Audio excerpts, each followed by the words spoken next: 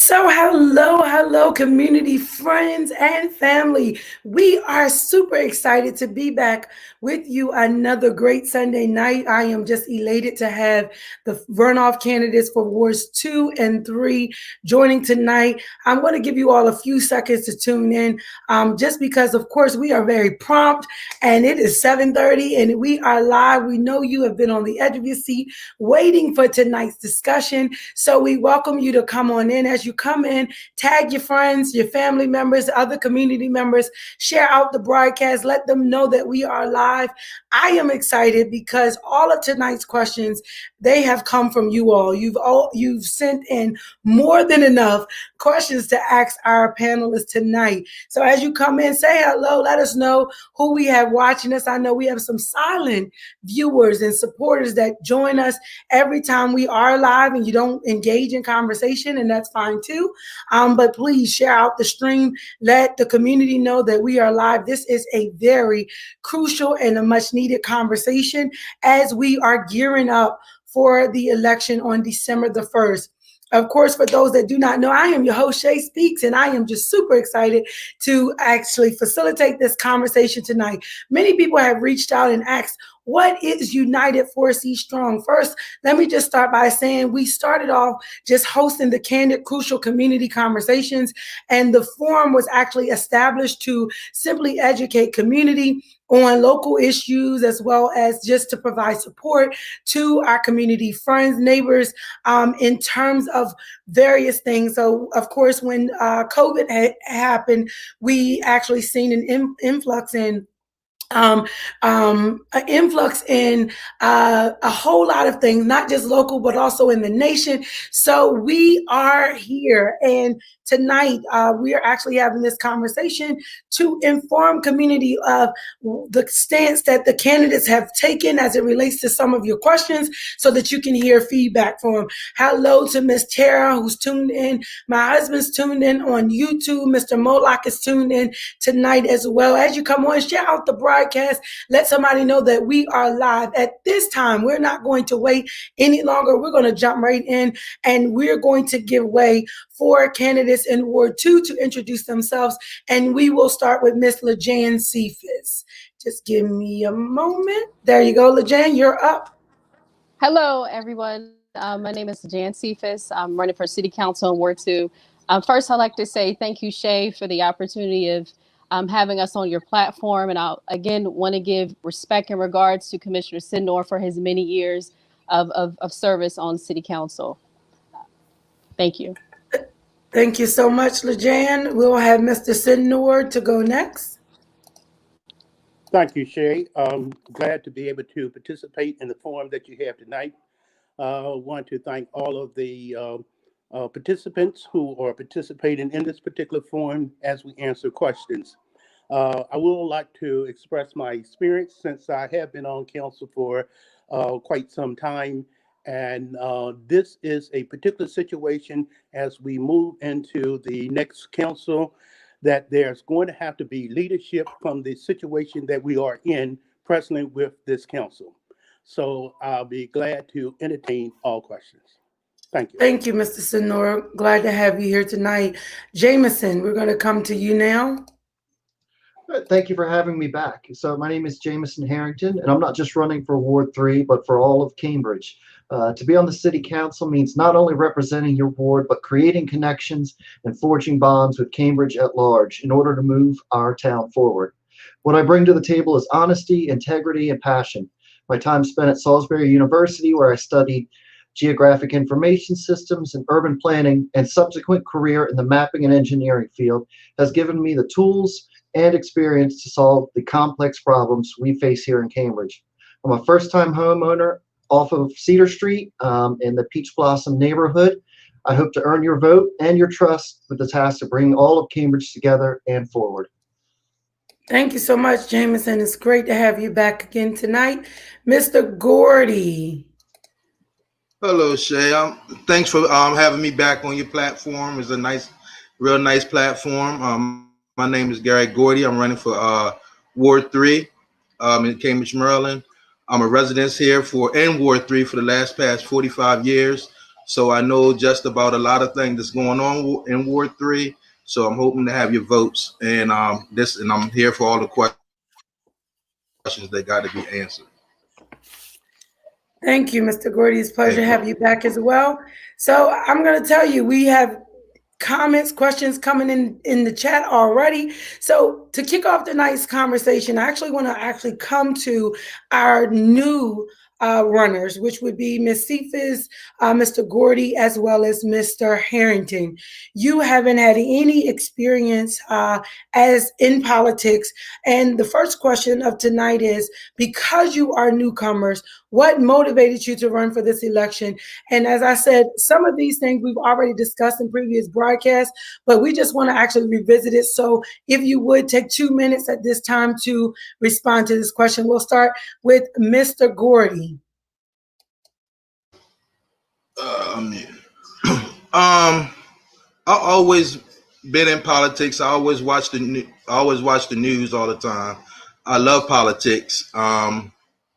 I was in 2008, about 2008. I got hooked up with Miss Octavine Saunders and Miss Portia and Mr. Jimmy Cornish, and at the apartment center. And I was just doing computer work because I was had my own little computer repair business. And I would go to the apartment center and I would go to the Elks home to work on their stuff, on their computers, and do networking and stuff like that for the kids or whatever. So I started going up there every single day, and then I got into politics and started going to the city council meetings, and I liked it. And then one day, what I really liked was when we went to Annapolis, and I went in front of the House of Delegates, and it was we was fighting because they wanted liquor license or something, like they would think it was liquor license something, and it was a 300-foot rule for the church. So we went up there, and because where the church is at on Ray Street, and we went up there to fight against that and everything what they was trying to do. So ever since then, I was like, wow, a kid from the neighborhood is actually up here with all these, all the people as far as House of Delegates and stuff like that. So I really liked it, and that's what really inspired me. And then I just started getting into politics and start listening and start, seeing what was going on. And I always studied Cambridge. I always walked around and say, if I had this or if I had a whole bunch of money and stuff, I would do this, I would do that and whatnot like that. So that's what basically got me wanted to run this year, because of all the Black Lives Matter stuff was going on. And I figured that stuff really got to change. And that's what I'm here for, to make a change. Thank you so much. Mr. Harrington. So I haven't always been a political person, but as I've lived in Cambridge, I've watched it grow and succeed. But at the same time, I've seen a lot of things that just don't make sense, and a lot of people being left behind. We have a lot of potential here in Cambridge, and I'm in Cambridge for the long haul. So I've gotten involved because I'd like to see our community grow and move forward. And it's time for some new faces on our council. All right. Thank you, Mr. Harrington. Ms. Cephas. Hi, that's a very good question, Shay. Although I don't have experience in politics, I did study business management at Salisbury University. Um, and another part of experience that I have, and I believe this needs to be used as far as managing the city needs to be looked at through the set of business eyes. I've managed companies for the past 12 years. These companies have been $1 million companies. And also at one time, I was a business owner in Cambridge. I owned a company. It was called Cambridge Taxi. And then once I was finished, doing the hustle and the grind of the business world, I decided that I wanted to work in law enforcement. So I was hired as a correctional officer. During my time as a correctional officer, I was also a drill instructor for Warwick Community College.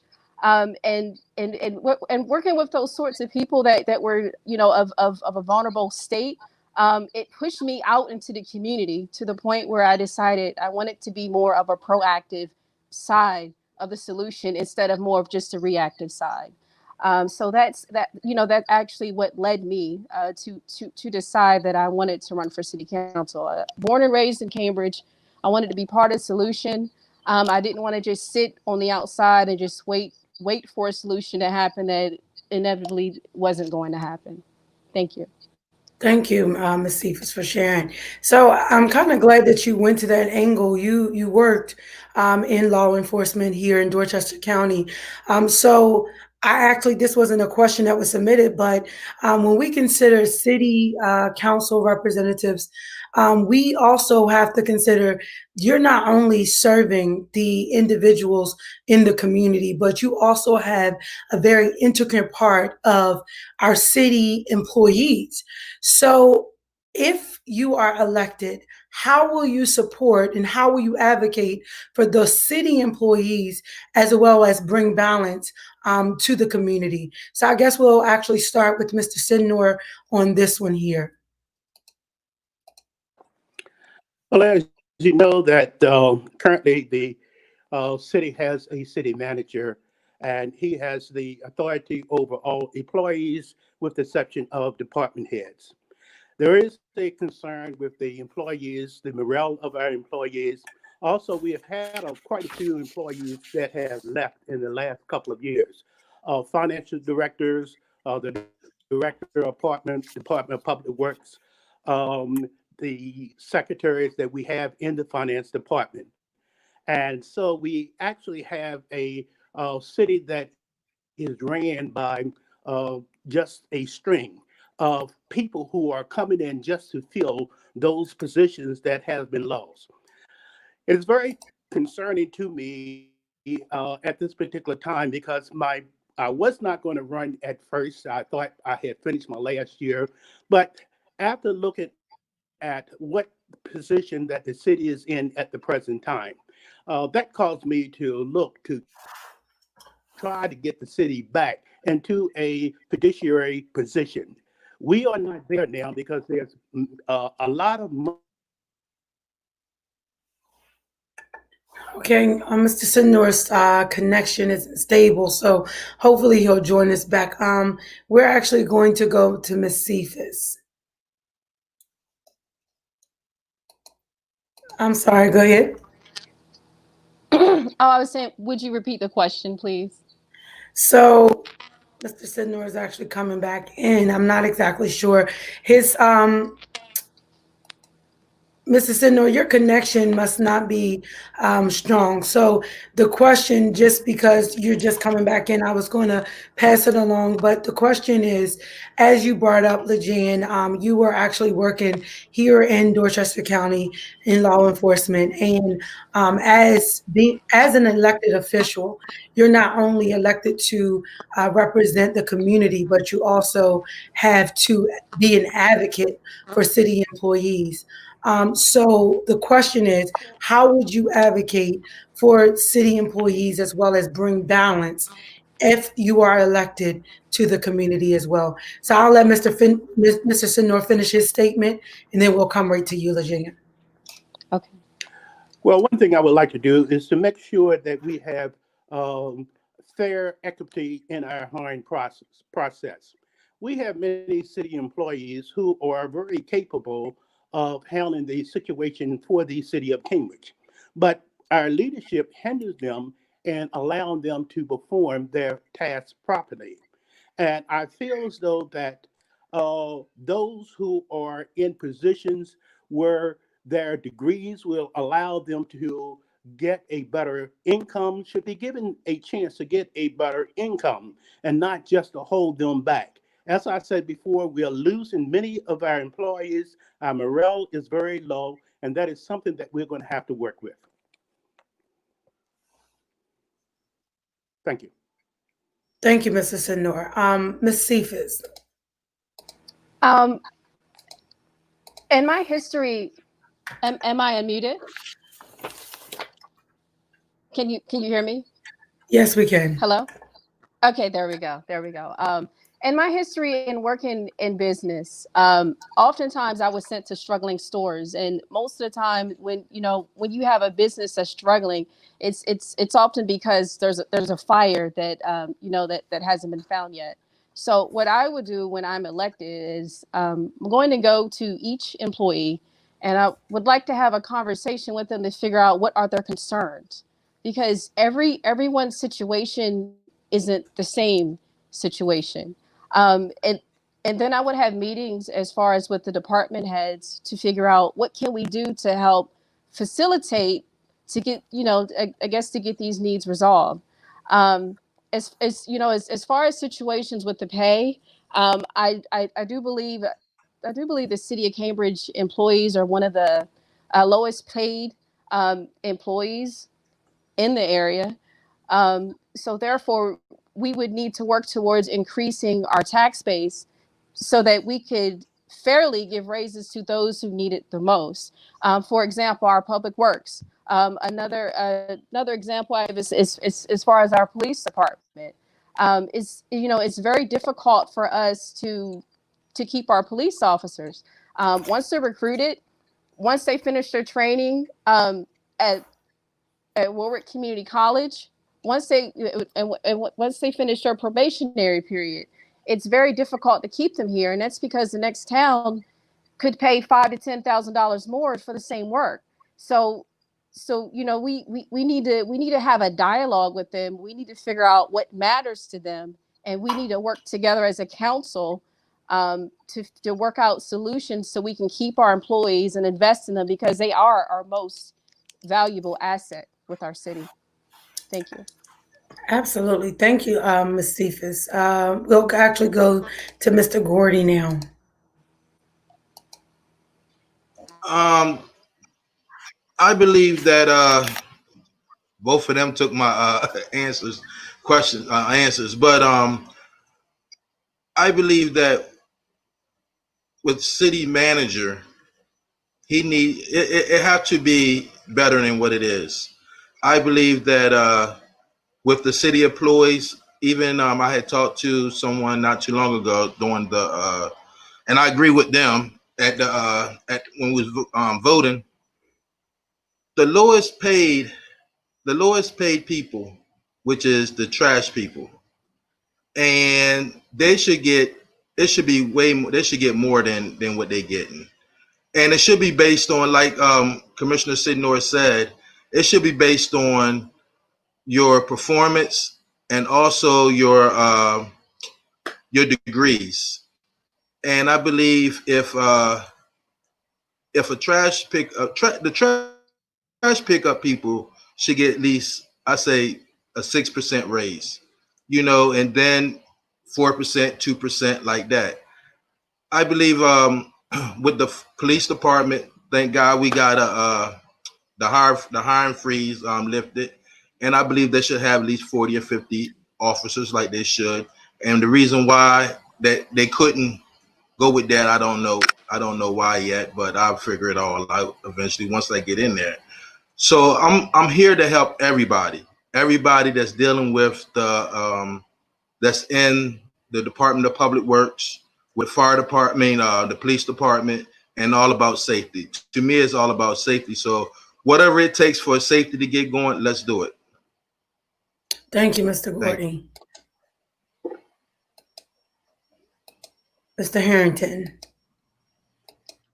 So one of the things we need is competitive salaries for our government positions. Otherwise, we're not going to attract or retain qualified individuals and candidates.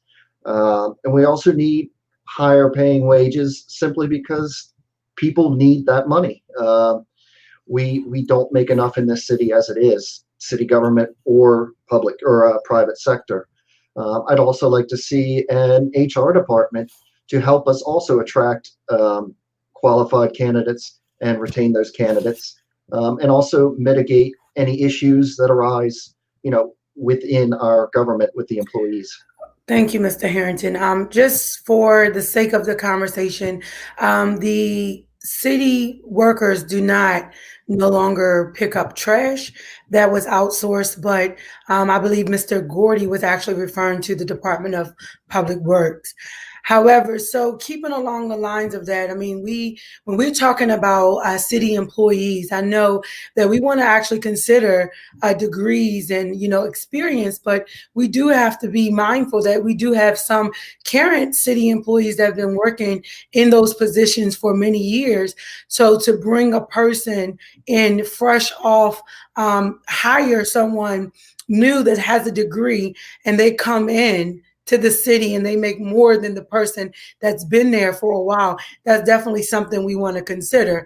So keeping along those lines, one of the questions that was submitted is when we talk about retention of staff and making sure that the city staff have competitive salaries, we also have to consider the crises that we're in. So one of the questions that's coming is Cambridge is facing a daunting financial challenge due to COVID-19. The pandemic is wreaking havoc on revenue streams. What qualifications do you have that will give you insight on how to lead the city through uncertain financial times ahead? So I guess we will actually start with Mr. Gordy. Well, COVID is, we having a lot of problems with the COVID. And what could we do? That's all. The only thing I can think of with that right now is just be safe and just try to work it by ear, so we can go through this whole pandemic, and we hope for the best. I mean, we've been through it. We went through it last summer, and it looked like we were getting ready to hit again. And I believe that we're strong as Cambridge is strong. So I believe that we can go through it once again and make it. Thank you. Thank you, Mr. Gordy. Mr. Harrington.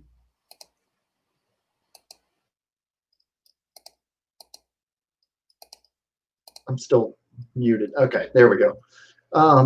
So yeah, COVID has been very hard on our local economy, and not just us, nationwide. We're not alone in this issue. On the other side, one of the things COVID has exposed is that a lot of work is available to be done from home. And we're lucky to have decent internet connections here in Cambridge. So one of the things we could promote to get more people in the workforce, bring more money into the economy is factor in that, or push jobs that can be done remotely. And that keeps people from being evicted, from losing out on not being able to afford the things they need. And we also need to work with our local businesses downtown to see what they need and what support we can offer them in these hard times. Thank you, Mr. Harrington. Ms. Cephas. Okay. As far as with COVID, it puts us in a state of emergency. And with me being a former correctional officer, I always knew when to act, when it was time to act. And not only that, I was also an assistant shift supervisor. So part of that is you got to know who your key players are. For example, if we're having an issue with funds, then then that's obviously a conversation we would have to have with someone who handles the financials. If we're having an issue with I guess with financial development, or then we need to speak with someone as far as that department is concerned. So you have to know who your key players are. You have to know where to put them. So when situations like this happen, which is the situation we're in now as far as a state of emergency, you got to put your key players in place. And also, as I mentioned before, as far as me managing different businesses and excuse me, sorry about that. I had an issue with my phone. As far as me managing the different businesses, oftentimes when I was put in a new location, there was always a financial situation. It happened. So it had to put me in a place where we had to tighten our belts and we had to find new flows of revenue. So as I mentioned before, we desperately need to increase our tax base. We have to get the community involved, and we also have to make the community aware that some problems, some issues, it needs to be resolved with private funds. It doesn't always have to come from the city. So I know that's something that I will bring when I'm elected to Ward 2 City Council. Thank you. Thank you. Mr. Syndor. We mentioned concerning the effect of COVID has on the city of Cambridge. And we know that it has some effect. But I think of the situation where we had passed a budget and we thought that we would not get any funds from the Highway Users Fund. And we blamed that on COVID. Well, we found out a week later, after we passed the budget, that we were going to get $582,000. There is a problem on how our budget is set up, how we use the money that we collect from our tax revenue. Yes, we need to increase the tax base, but we don't need to increase the tax rate if we handle the money as we should. Now, we, first of all, made a budget and we started with the expenses. Once we have determined the expenses, then we went back and looked at our revenue. No one fixed a budget like that. You always start with your revenue, and that's the baseline for your budget. So there's a lot of work that needs to be done with this particular budget, with funds and how they've been allocated. There was no funds that was allocated for employees' salaries, but it could have been. We are paying $304,000 for a consultant for the marina, where that money could have been used somewhere else. We are spending $150 some thousand for a roof. If we're in a COVID situation, then a roof would not be one of our high priorities. And so we need to look at the budget. And to get out of this situation, we may have to go back and revise that budget. I have dealt with budget for many years, and I know how we can get out of this situation. Thank you. Thank you, Mr. Syndor. So with that being said, you mentioned about the roof, and I'm actually going to keep you unmuted because there was a question that came in about the roof. And the question is, do you think we should be spending over $100,000 on a roof when there is so much violence in the city? Mr. Syndor, you can start us off. Well, we're spending the money on the roof for a building that is not going to be used for quite some time. Yes, parts of it, as our engineer said, that it could fall in. But if it falls in, we're not going to be using that building for many, many years. It has been vacant for quite some time. When we look at the money for our youth, we can also look at the police department and not to take any funds from them, but maybe put more money in community policing, that we will have money in the police department that will help supplement the activities for our kids as we need use now. But we need more community policing to get out in the community and out of the cars. Thank you, Mr. Syndor. Ms. Cephas.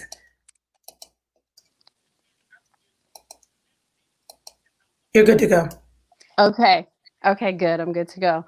As far as the situation with the roof, I think one of the aspects that the city seems to forget sometimes, I guess it depends who's on the council, is everything has to have maintenance. I'm not going to say that I agree with the full amount of $150,000, but why are we to the point where we have to spend $150,000 to repair a roof? Mr. Syndor mentioned saying he's an expert on the budget. He's had 14 years with it. And the city, we're to the state where we're going bankrupt. We're not going in the right direction. We're going in a very bad direction. We don't need 4 more years of that. We need 4 more years of new ideas, of new opportunity, of community involvement, of as far as better police and community relations. We need 4 more years of better paying jobs for our city employees. Like, this is what we need. And I just need you to excuse me because I'm getting to the point where I'm getting passionate because I really care about Cambridge. And I really want Cambridge to do well. I made a lot of sacrifices personally because I want to see this city move forward. Even if I'm not elected, I still will be seen out here doing whatever I need to do to bring attention to situations so we can move this city in the right direction. But I know the direction we've been in the last 14 years is the wrong direction. It's time to go the other way. Thank you. Mr. Gordy. Yes, I don't think that we need to right now at this time. We need to spend $150,000 on no roof. Like Commissioner Syndor says, I'm more for the youth. I'm more for safety.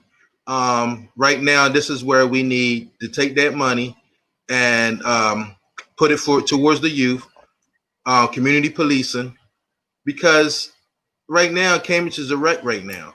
It really is. So we shouldn't be thinking about buying no roof. We shouldn't be thinking about buying no other building on Ray Street or anything like that. Right now, we got to concentrate on our kids, our youth, and our safety. That's all it is to it. So when they talking about $150,000 for a roof, right now through a pandemic that's going on right now, and then they talking about buying a building through this pandemic going on right now, it don't make sense. It's more stuff that need to be done than just fixing the roof and buying a building. Thank you. Thank you. Mr. Harrington. So I completely agree. This money would be better spent taking care of our youth, tackling the violence issues, things like that. The issue is our current council has continuously kicked the can down the road. They could have addressed this sooner and not cost us so much money. And who knows how much more expensive it would be if we kept kicking that can down the road. So yeah, I agree it should have been spent somewhere else, but how much more would it have cost if we did this 4 years from now? Thank you. So we hear a lot about the violence that's happening in our city right now, and a couple of questions came in terms of the current state of the city of Cambridge. So the first question that we actually want to address, and I have to tell you, community has been amazing. They submitted 3 pages of questions. So we're probably not going to get through them all tonight, but we're going to work through them as we can. So the question is, in the past weeks, there has been a significant amount of violence in Cambridge. What would you do to address this situation? Mr. Gordy, we'll start with you. Well, I have already started. Talking to the first I started talking to the bicycle kids. And we came up with something far as so they can start riding their bicycles and do have tournaments, Willie tournaments and stuff like that. We have a volunteer that's willing to give out like Walmart cards, also trophies, to give them something to do, because the kid, when I talk to them, they say it's nothing to do. It's nothing for them to do. So we have to figure out, we're trying to figure out what can we do far as dealing with them. Also, far as this other stuff that's going on in the streets, I talked to a couple of people, and it was a war. You know, I think it slacked down some or whatever, but once again, if it happened again, we need to be prepared. So we need the money for community policing and more safety. You know, what we need to do, what I want to do is start programs for the youth. Monday at the city council meeting, you know, I suggested to uplift the hiring freeze for the police department. Also have the substation open for the youth. Right now, there's only 7 that can be in there for right now, but that's a start. So once everything is over with the pandemic going on and stuff, hopefully we can have more, you know, and have different programs to have people come in to teach the kids. I also have a group of fellas from my age that moved away. They call me and they would like to have a community meeting, so forth on Pine Street or out near Cornish Park. That was in the era when I was, you know, out there or whatever. and they would like to talk to the kids and stuff like that. So we're working on setting stuff up like that now. People from New York, people from Baltimore, all over, they willing to come back, and we got all that stuff. We try and get all that stuff straight now. So that's what we're working on. Thank you, Mr. Jameson. So the violence we've been facing, it's a national issue. We're not alone with this problem. A lot of it is coming from outside of our community. But one of the things we can do to address it is we have community leaders here speaking out. What we need to do is provide them the resources and tools and support that they need.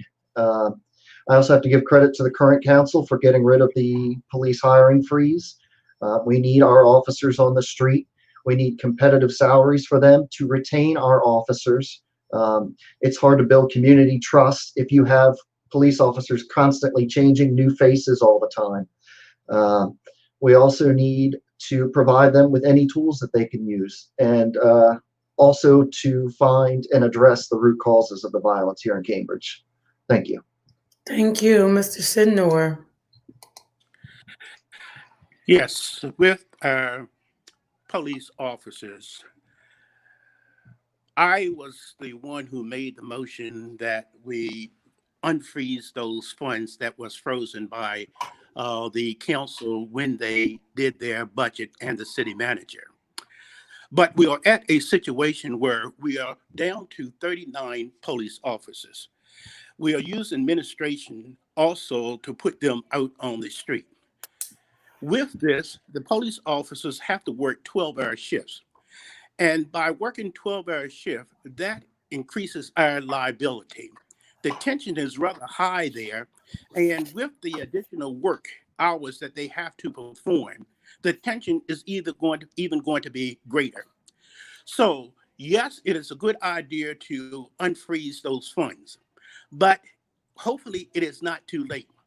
We can get 2 police officers in the academy in January. The other police officers, which would be 5 additional ones, will not be able to go until July the 1st in our 2022 budget. So we are behind the 8 ball in a sense. So at the present time, we have to get help from the Dorchester County Police Department and from the state police. Now we're bringing in people who are not familiar with our residents. The tension increases. We need better leadership. And most of this leadership we have given over to the city manager and those who tell him what to do. We have to get a better leadership. And I do want to say that our problems have not been created in the past 14 years as someone want to relate to the amount of time that I have been in offices. This problem began 4 years ago. And to the point where working with the budgets, I did that up until 2018, when I had to remove myself from the budget because there was funds that were not counted for, and I did not want to be a part of that situation since no one wanted to give me that information. Where I was chairman of the finance committee, and we would meet every 2 weeks, and we could make a budget that we would discuss and then carry it to a full council in order for them to deliberate on it. But once we have this last city manager, he made the budget, he presented it. Yes, it is his budget, but it is up to the council to approve that particular budget. Thank you. Thank you, Ms. Cephas. The first thing I like to do, I'd like to give my deepest condolences to the families who, who've lost someone to the crimes that have happened here in our city. There aren't any words that can be shared when you lose someone so tragically and so sudden. As far as what I've done, since we've noticed an increase in the shootings and the shootings and the stabbings, I've actually been out in the community. I've actually been walking around. I've actually been talking to people, and I've been asking them, "What do you think is going on?" Been getting information. I haven't been getting the information secondhand. I'm actually going to people and asking what's going on in this community. I'm also a member of the group called Millennials Demanding Change. As far as the situation with the youth on bikes, we created a program about maybe 2.5, 3 weeks ago. It's not something we put on Facebook because we don't do what we do for Facebook. We do what we do because we actually want to make change. But we went to every business on Race Street, and we talked to just about every employee that was available, and we pleaded with them and asked them, if you see children riding through here and if you perceive them to be unruly, would you please just give me a call on my cell phone instead of calling the police? And just about every business owner, I think the exception of one, there wasn't someone in management that was available at that moment, but just about every business owner agreed, saying, yes, we will call you. So we actually have a schedule in place. This is something we're going to do throughout the city. It's not just for Race Street. It's actually due to the lack of volunteers.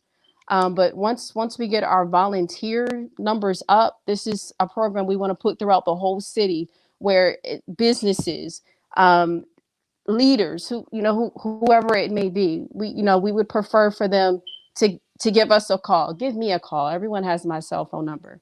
I have training in crisis intervention. I have training in mediation. I have a way of listening to people and understanding, and most important of all, I'm accessible.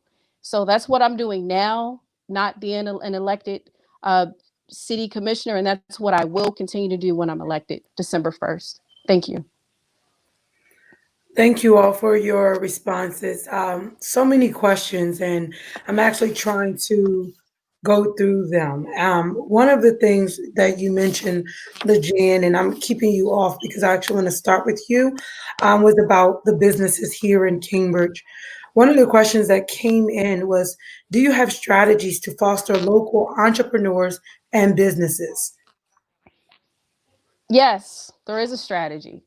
The strategy is the the business owners that we have now. At one time, I was a business owner, but the business owners we have in place right now, for example, Isaac Adams, also known as Ill Kid, he has an amazing business. He has a grocery store. He has a barbershop attached next to it. He's a leader in the community on Pine Street, and he's absolutely more than willing to share what worked with him. And I believe that's what it takes. It takes for us to be involved with the community, understand who our small business owners are, and ask them, would you like to be a mentor? And then what we need to do from there, we need to put a program in place where they can shadow them so they can repeat it. I was always trained, in order for someone to be successful, you have to show them what an A is. And Isaac Ilkid Adams, he has an A. He has a straight A with his business. And I know he would be more than willing to allow someone to shadow his business, to inspire them, to get them to the point where they can be a business owner and actually contribute to the tax base that we desperately need in the city of Cambridge. Thank you. Thank you. Mr. Syndor. Yes, we currently have in place a gentleman who works at the Academy Street City Hall building. And he is there from the state that will help someone who wants to start business. He will sit down with them. He will do financial plans, vision plans with them. I can't think of the hours that he is there now, but usually he was there every day at one point. But with the virus that's going around, he may not be there every day, but you could call and find out when he's there. Also, by working with the chambers to talk with them, these are business people who have started business. And so that would be a way that we could get some tutoring to someone that wants to have the information in order to start a business in the city of Cambridge. Thank you. Thank you. We're actually going to go to Mr. Jameson. First off, I'd like to say I love LaJan's mentorship idea. I mean, these people have been there, they've done it, they provide great resources for those looking to start their own business. We also have the Chamber of Commerce, which does wonderful work for our local businesses. It's obvious we need jobs here in Cambridge, and it makes sense to promote that job growth from within. That is more. That is a excuse me.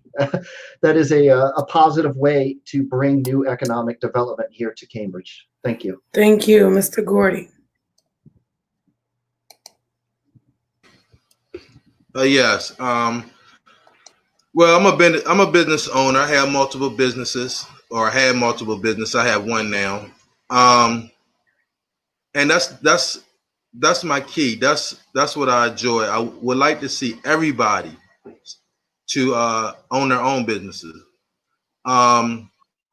That's why I want to develop programs to teach people how to start their own businesses, to teach about taxes, to teach about how to start an LLC, and so forth on like that. So that's programs that I would like. The people that Commissioner Syndor was talking about down at City Hall, I went to them, and the chambers of commerce and stuff like that. It's a long process. I'm gonna be real. It's a long process. So I want to try to figure out a way that we can go through a shorter process, because by the time some people credit's not right, where they want you to have your credit right and all that type of stuff, to go through their programs through SBA. It's called an SBA loan. He worked for SBA.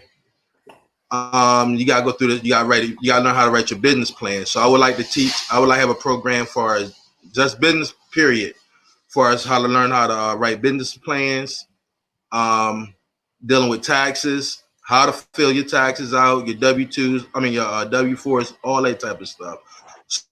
So that's what I'm looking forward to. And there's a lot of business ideas out here. There's a lot of people that would like to start their own business, but don't know how to. I even suggested, like, far as a female, have a 24-hour daycare. Car washing. Steam cleaning. It's all kind of business that could be started here. And so I've been already talking to people about this. And the first thing they're like, well, where am I gonna get this money at? It don't cost much to actually start a business. $2,000-$3,000, you can actually start your own business for real. And that business can make $20,000, $30,000, $40,000, $50,000, $100,000 a year off of $2,000. So that's an aim that I'm going for. That's one of the aims I'm going for, as far as businesses, because everybody should have a business, especially in the city of Cambridge. Thank you. So keeping right there, we're talking about business expansion, workforce development is all a part of this conversation. One of the questions that were asked, we know that the Packing House and Cannery Park projects is something that's huge and has been a part of discussion for some time now. So why do you believe that it is valuable to the community to support the Packing House and Cannery Park projects? And Mr. Gordy, we'll actually start with you. Well, it can be a great business opportunity for some people that I would actually like. I believe that it would work out to a certain degree. That's good for the city of Cambridge, far as dealing with the Packing House. But my vision is way deeper than that.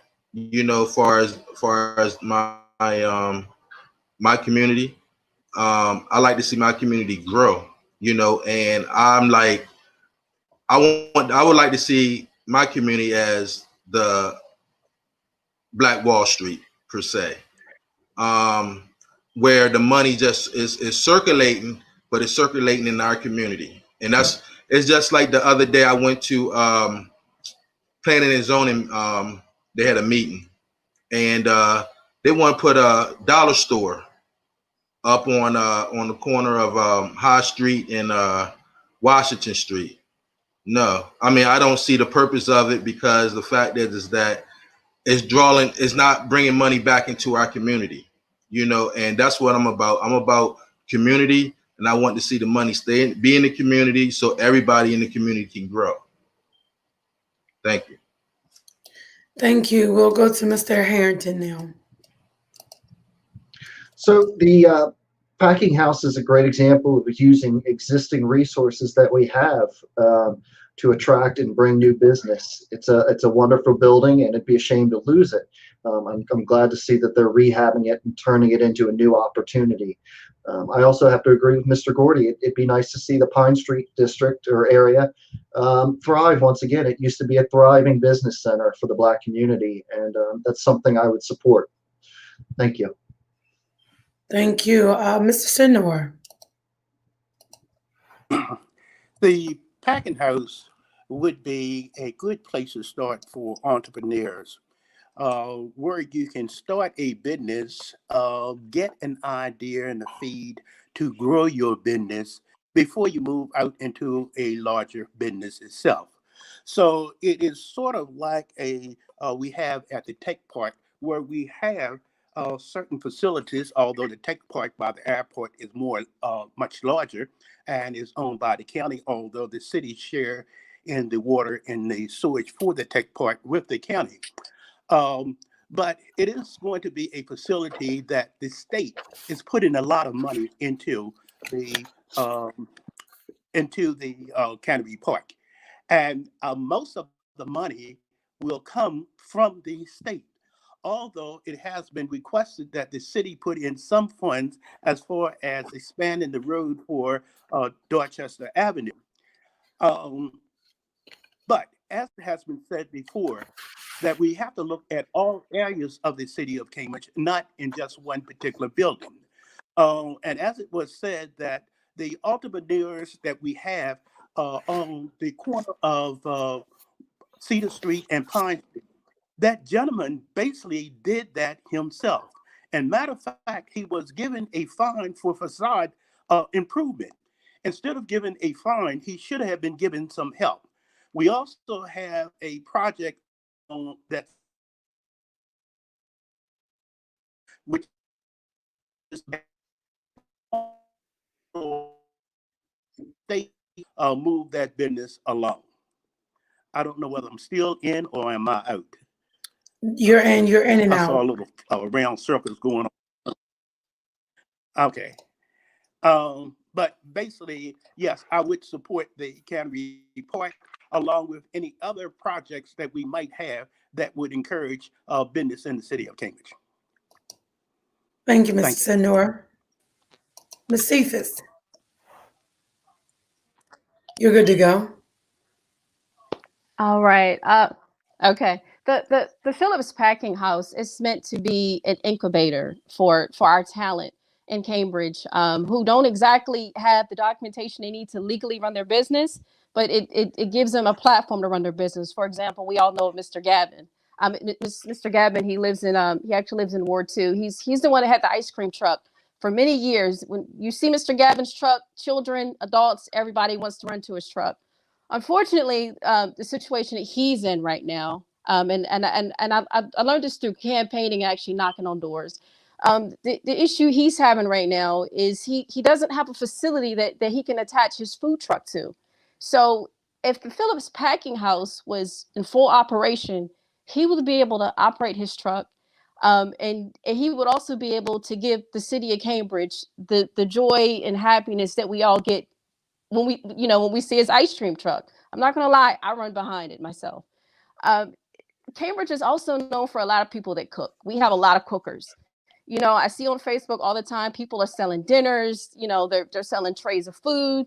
Phillips Packing House would give them an opportunity where they could go in there, an industrial sized kitchen, and just get to working. It actually gives them an opportunity to perfect their craft. Another good thing about that facility that I really like is that, they're working on Cannery Park, which is supposed to be kind of like a Central Park kind of theme where it's nature. That's what Cambridge needs. We need that.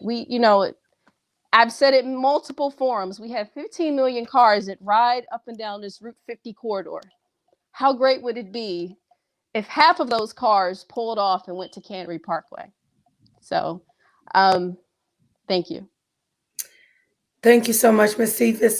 So going right into the next question, do you have a relationship with our Chamber of Commerce, business leaders, developers? And if not, how will you change that? And we'll go ahead and start with you, Ms. Cephas. As far as the business owners, I have a relationship with business owners in my ward. For example, Mr. Frank, he actually owns Foxwell's store.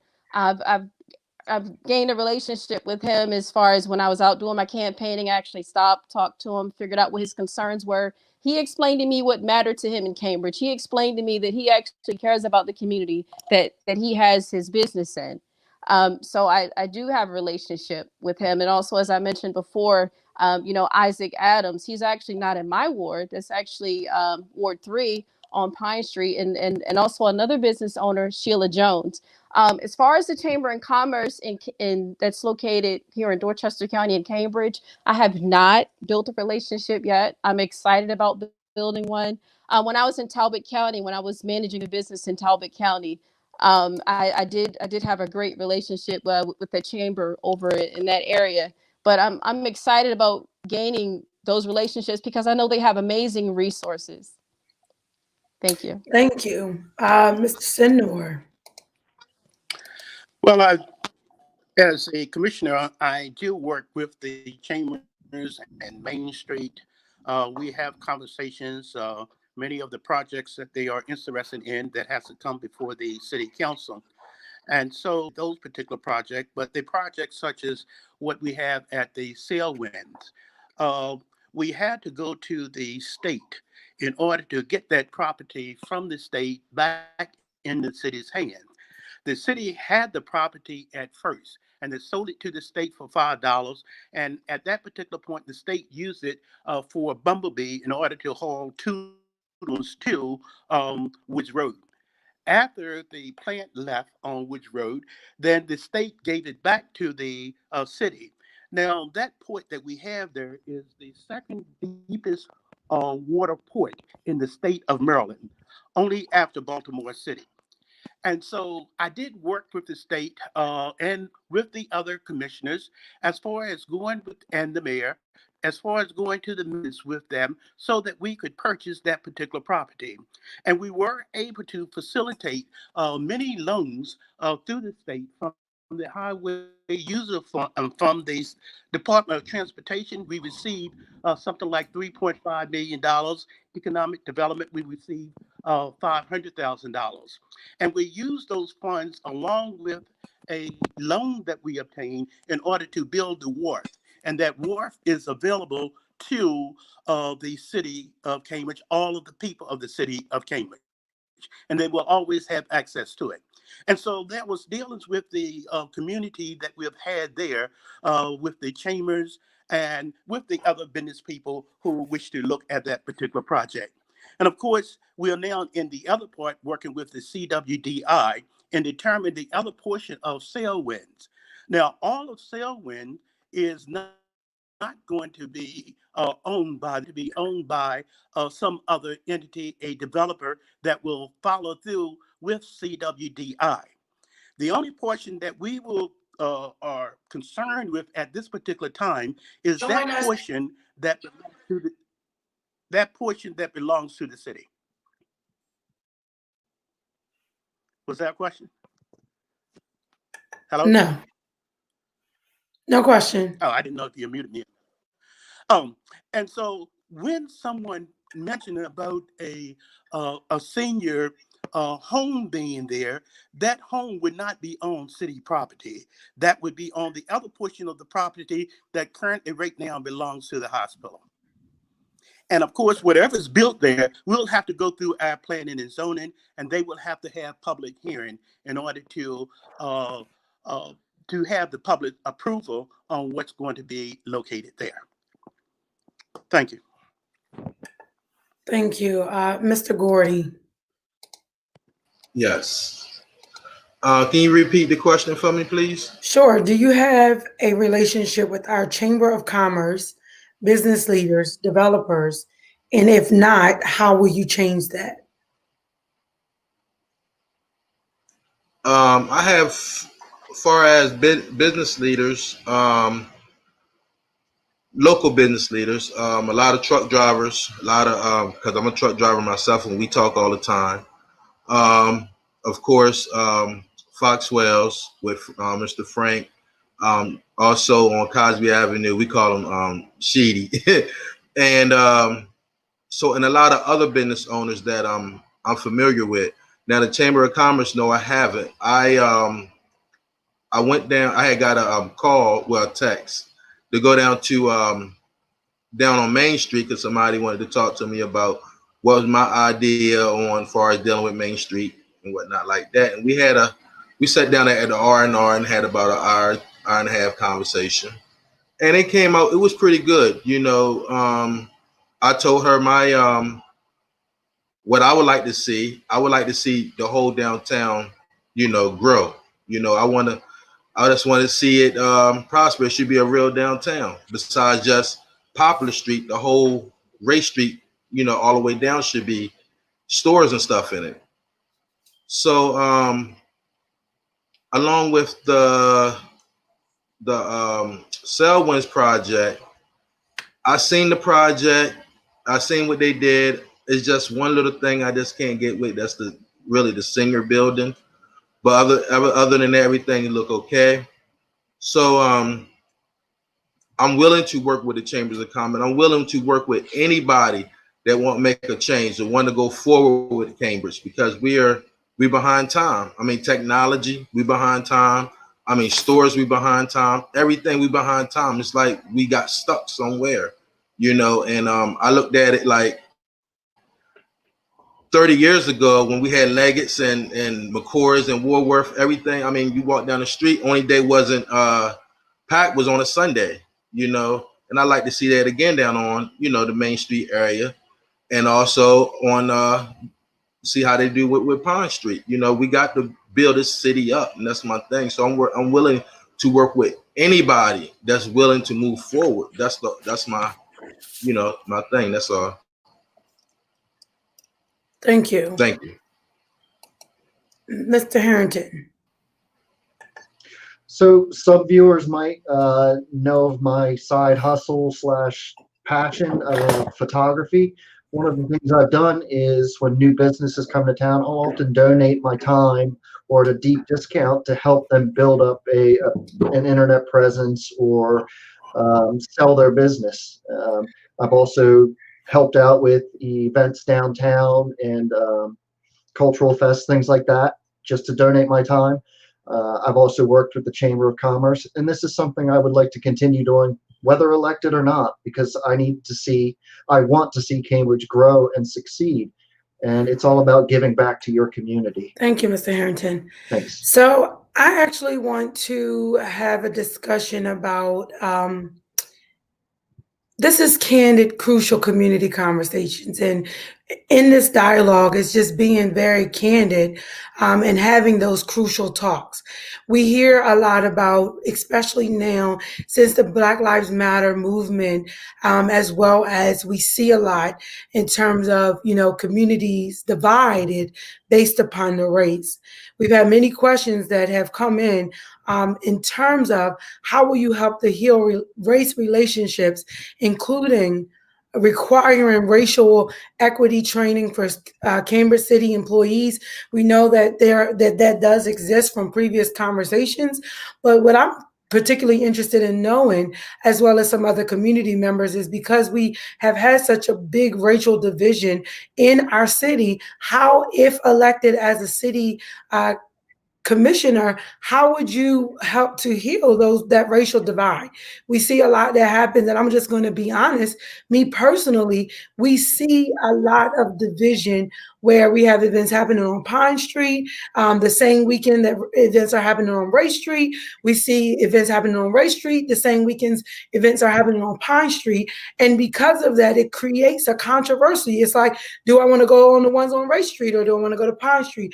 And if the time is overlapping to those events, it's like, oh, I'm either going to miss one and not make it to the other. So I want to know personally, as well as some of the community, when we speak think about the city of Cambridge, we know Dorchester County, our roots and what has been a major issue for our community. So being a candidate and actually going to this final race December the 1st, how will you help to heal the race relationship? Mr. Syndor, we're actually going to come and start with you.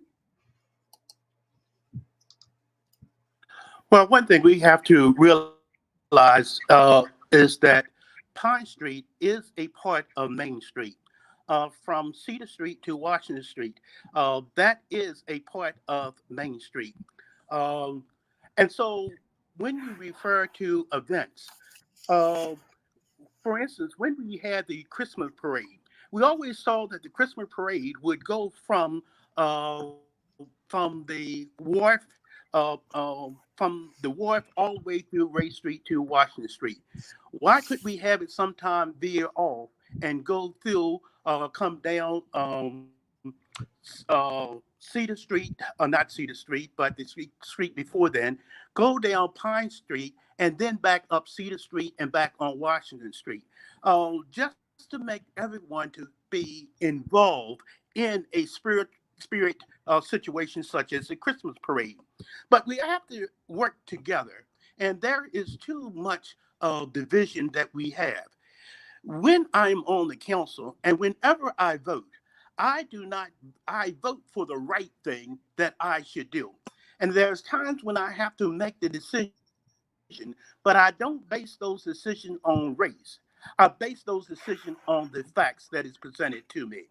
I would continue to do that. I would continue to listen to everyone points of view in order to gather my facts together so that I can make a justifiable decision. Thank you. Thank you, Mr. Syndor. We're actually going to come now here to Mrs. Cephas. You're good. The way that we need to bring unity is that we don't have good communication. The message starts out one place, and a lot of times that's where it stays at one place. Or if the message is delivered, it's halfway delivered. Or if it is delivered fully, then there's some falsehoods that's been added into it. That's the way that we fix this device as far as the division that we have within our city, within our community. Like, the information needs to be given. I don't just work within lines. I work wherever I'm needed. So for example, yesterday, we had a community cleanup.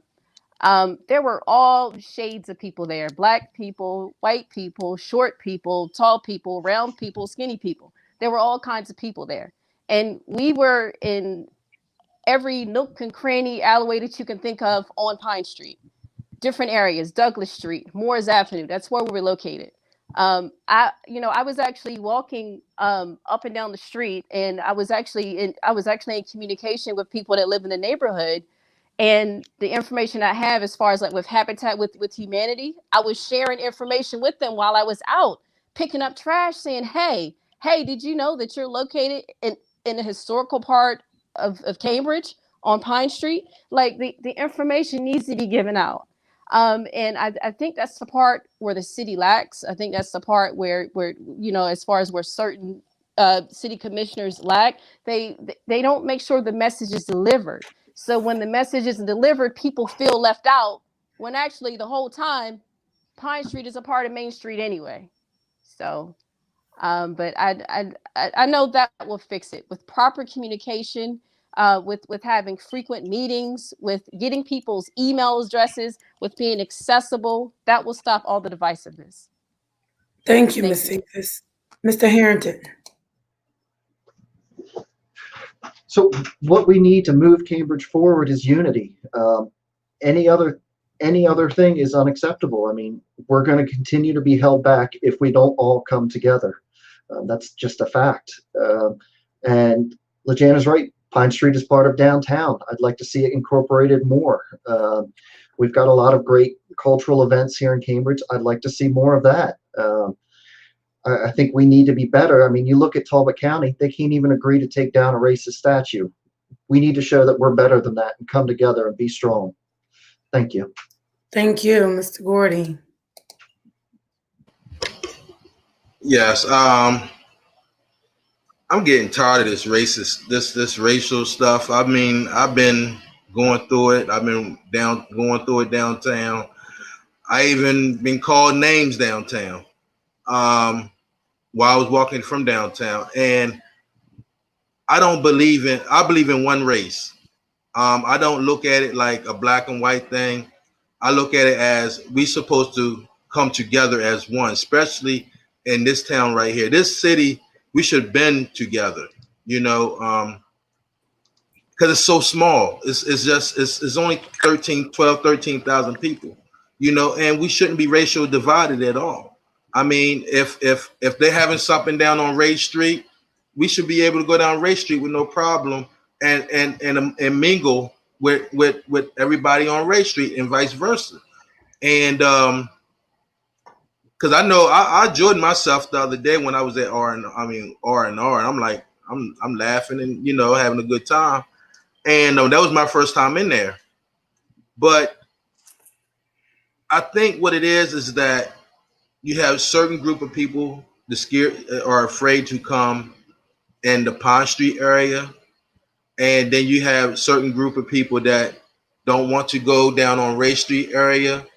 But in order to unite as one, we have to mingle together some type of way, so I can get to know what you're about, you can get to know what I'm about, and it's all about education. Let me educate you, you educate me. Thank you. Thank you.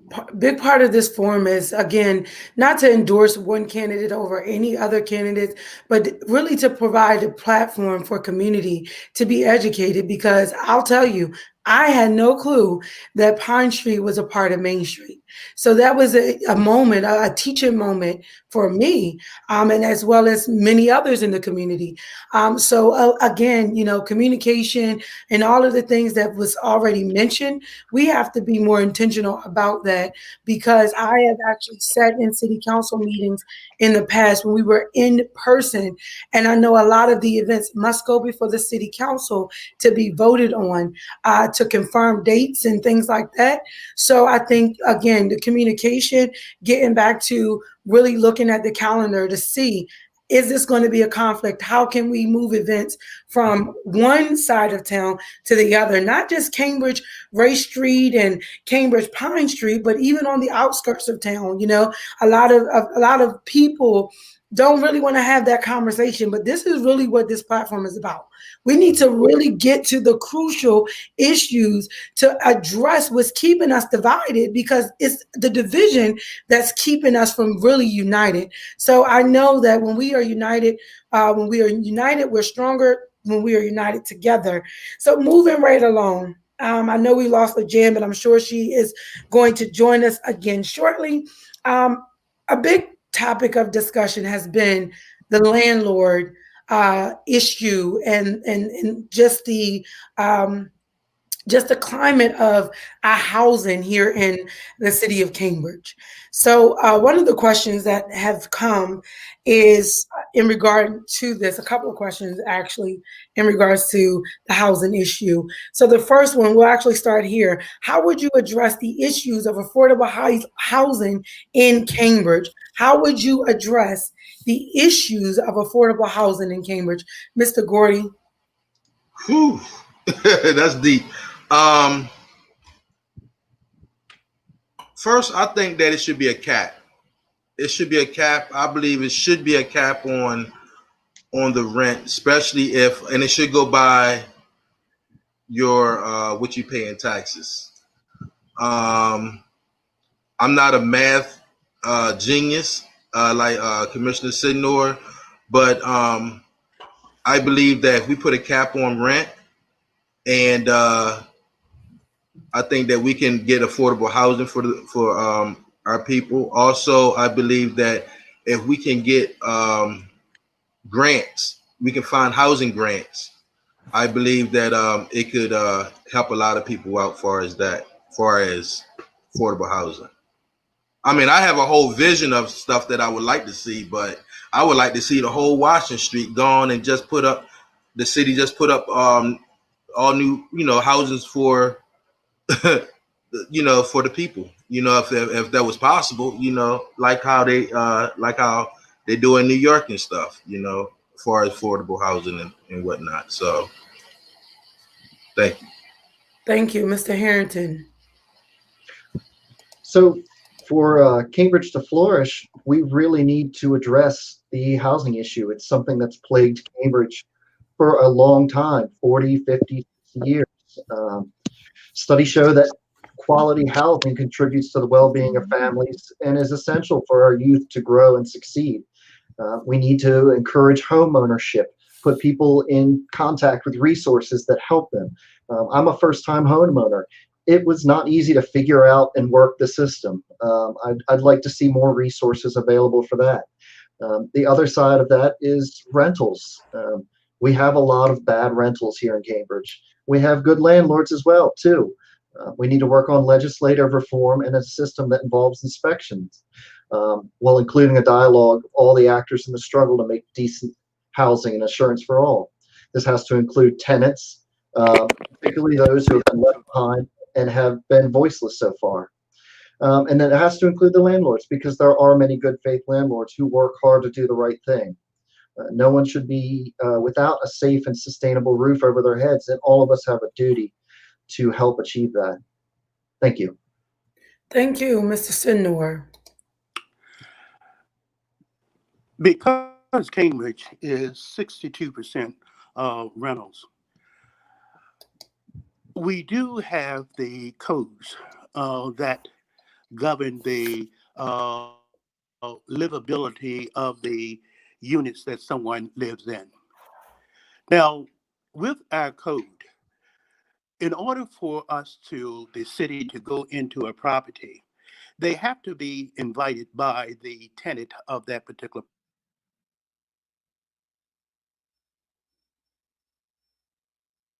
Why don't the city just go into those properties? And we did have a council concerning that. And from the results of that, Mr. Syndor. willingly to come into there unless they were invited. So piece of legislation was voted down 5-0. Yes, You're going in and out, Mr. Syndor. at that.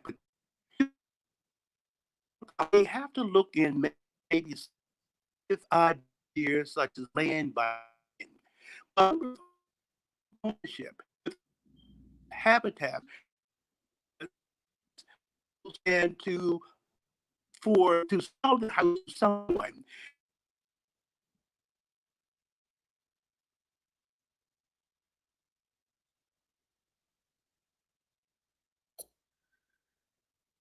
Okay, we'll come back to Mr. Syndor. LaJan, the question that we're at is, how would you address the affordable housing issue in Cambridge? There you go. Okay.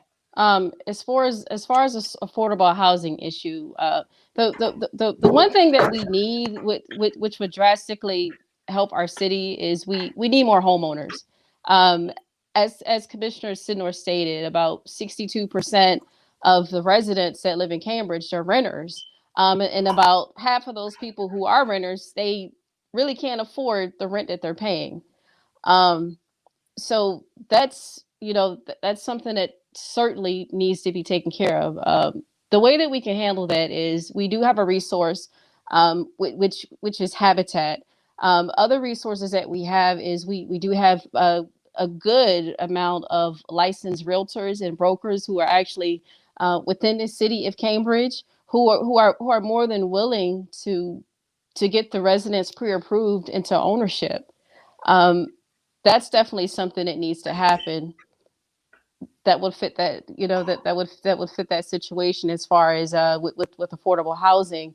Another situation with affordable housing is they just can't afford it, which means they need more income. So once we get better businesses here, once we're able to have the businesses that we have here pay their employees a wage that they deserve, we shouldn't be experiencing a situation where people cannot afford their current place of residence.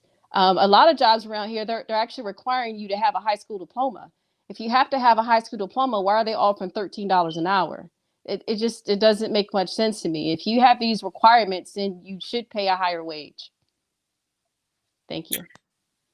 Thank you. So maybe Mr. Syndor come back in. So we're going to just keep on going.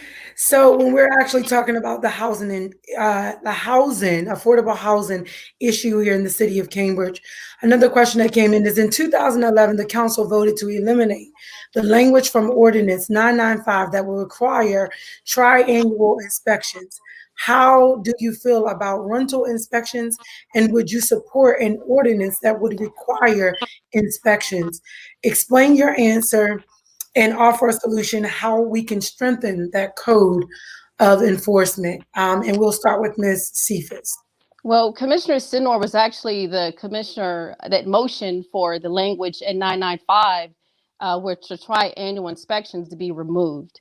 He made the motion, and the remaining four commissioners agreed unanimously. How that happened was there were a gang of landlords that went to the city council meeting, and a few tenants, not a lot of tenants, but a few tenants went in, and they actually band together and said that we feel like our rights are being violated, as far as the city coming into our home and inspecting our homes.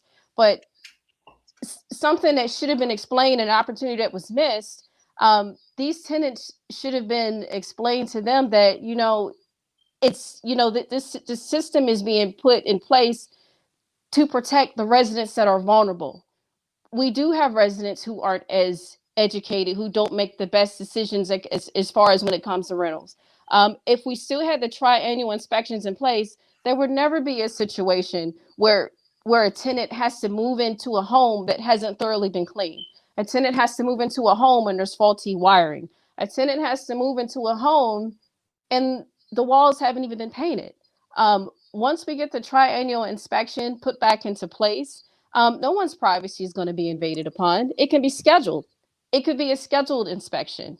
And I even have an even better one. Like if they don't feel comfortable with the city coming into their home, then the city should at least a bare minimum do an inspection before anyone moves in, and they should do an inspection when that person moves out. Thank you. Thank you, Mr. Gordy. I agree with LaJan. I think that far as inspection goes before the tenant move in and when the tenant move out, but and also have pictures, take pictures, videos, or whatever like that beforehand. So I think that would be the best scenario. I agree with the 995 code, and I believe that when we like the out on Greenwood Avenue, they have inspections all the time. I mean, so I don't see the problem why for the landlord to protect the landlord, protect the tenants. Let's have inspections. Because if you got roaches in your house, or if you got bed bugs in your house, you're gonna want somebody to come in there and take care of it anyway. So I don't see the problem about coming in like 30 days. Say the day is November the 1st. December the 1st, we're gonna have an inspection. So then everybody got to come and clean your house up, make sure your house is cleaned up. House shouldn't be dirty no way, for real. But I'm just saying, and I don't see no problem with it. We need to this will help with the landlords. This will help with the tenants, because if you move in a house and they got the wires are fried or whatever, electric, it could be a house fire, anything. My son, he work on houses. He bomb, he fix them up, he rent them out. So what he do, he guts the whole entire house out, put all new wiring in, all new everything in, and that's what I believe that all landlords should do. If you get a house, you have a house, gut the house out and fix it up right from the beginning.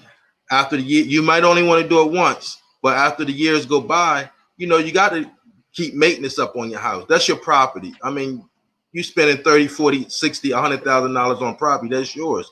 So you should make sure it's upkept. So I agree on the 995, and I agree on the inspections. And I think it should be more than every 2-3 years. It should be once it should be every time somebody move in, it's every time somebody move out. That's it. Thank you. Thank you, Mr. Gordy. Mr. Harrington. So I think we're all on the same page here that we need to look at these houses when people move in, move out every 3 years, and that's something I support. On the other side, we're in this issue, or we're having this problem in the first place because of code enforcement and things like that. Some of the slumlords, it's cheaper for them to pay a fine than it is to fix the actual issues. And until there's some teeth and some things that'll force them to take care of these issues, we're going to continue to run into these problems. But this is also a conversation that needs to involve tenants and landlords, so everyone is on the same page and is comfortable with what's happening. Thank you. Thank you, Mr. Syndor. Just because you just came back in, I want to actually repeat the question. In 2011, the council voted to eliminate language from the ordinance 995 that will require triannual inspections. How do you feel about rental inspections? And would you support an ordinance that will require inspections? Explain your answer and offer a solution as to how we can strengthen the code enforcement. Well, to strengthen the code enforcement, we have to get more code officers. And in order to do that, we wanted to increase the rental registration by $25 so that we could get more code enforcement officers. Along with that, as the ordinance that was stated, that whenever someone were to move out of their rental properties, then the code enforcement officer would go in and inspect that property. This would help not only the tenant, but also the landlord from any legal ramification that might arise from that. Before someone entered that property, again, the code enforcement officer would be able to go in there and to inspect the property. This did not pass because many of the residents who came down and testified were against someone coming in their house. But this did not pertain to when they moved out. Their concern was when someone was actually living in the facility and the city began inspecting their house without their invitation. So I would go to that latter part.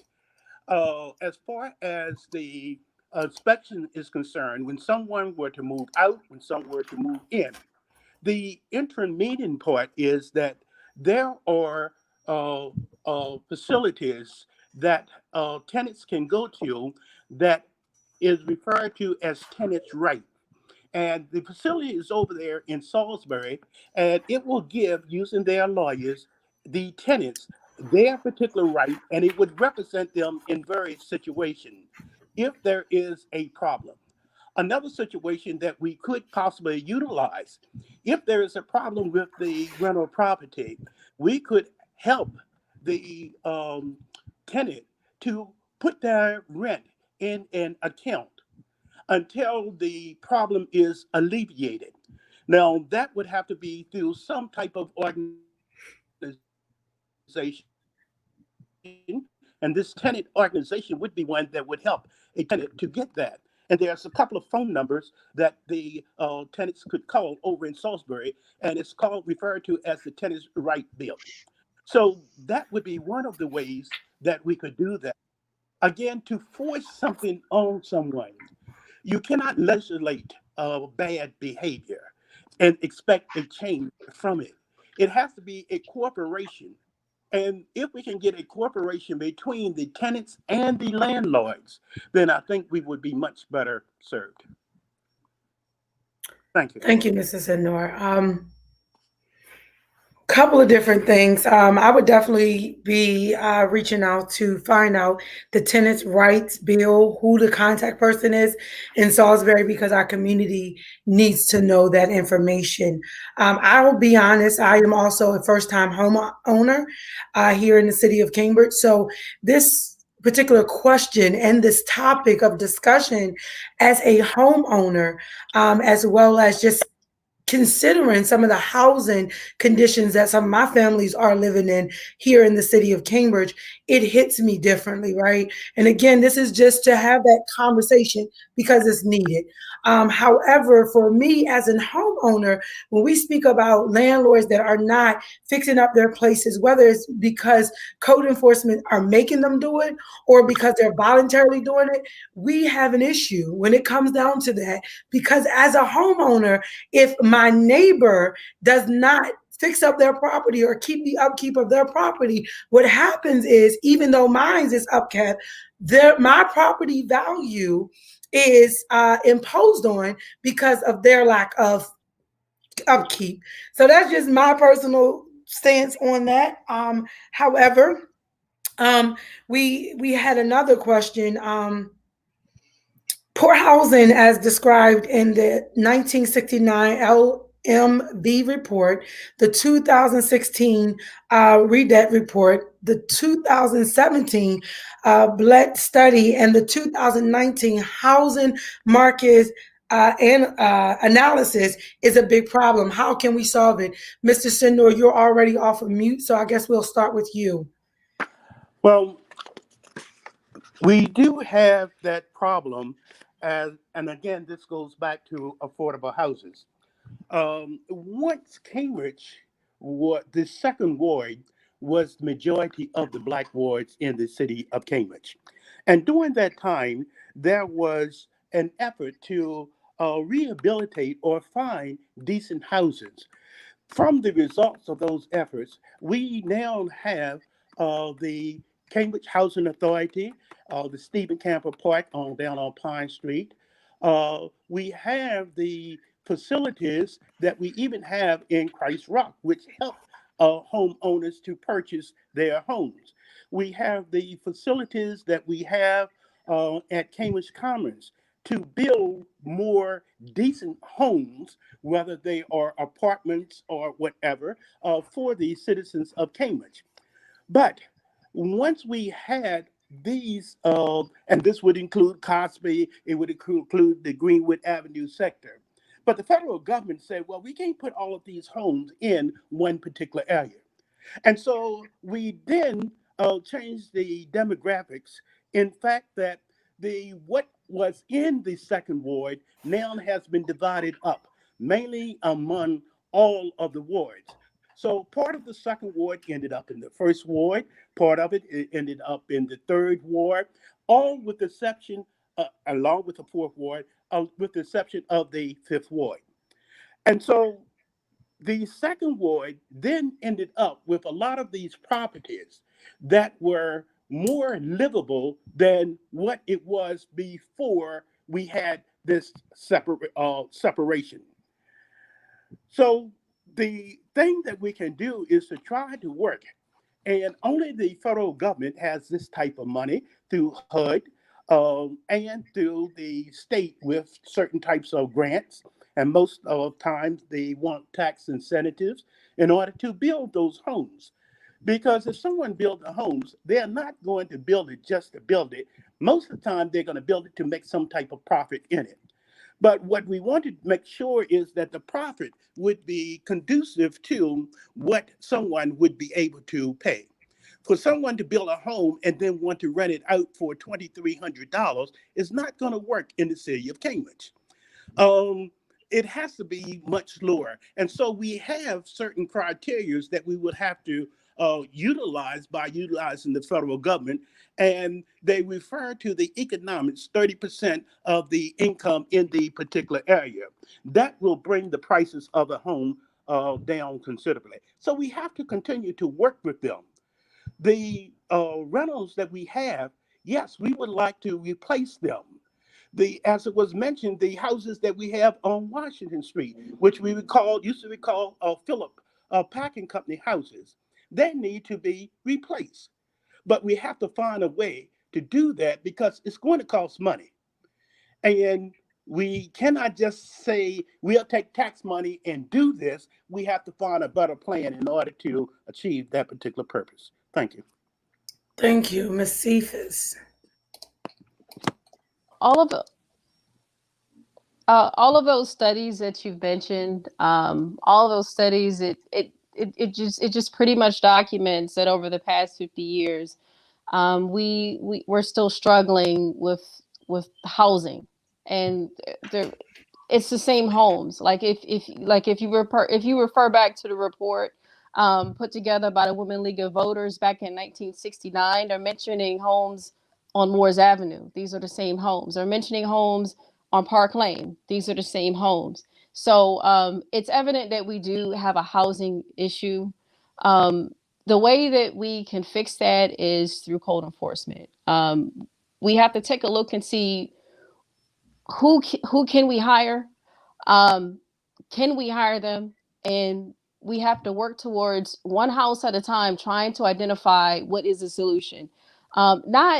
Not every person that's allowing their house to fall apart. They're not doing it intentionally. Some people are elderly.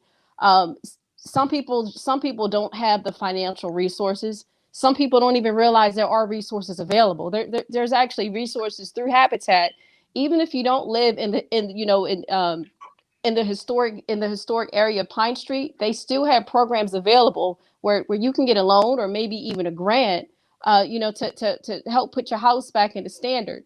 So this is something as a commissioner that we need to make sure that we explain that to our constituents, to help them understand that, yes, you do have a home that's in deplorable conditions. Let me take a look at it. Let me see what I can do to help. I'm not here to beat you up. I just want to give you the resources that you need.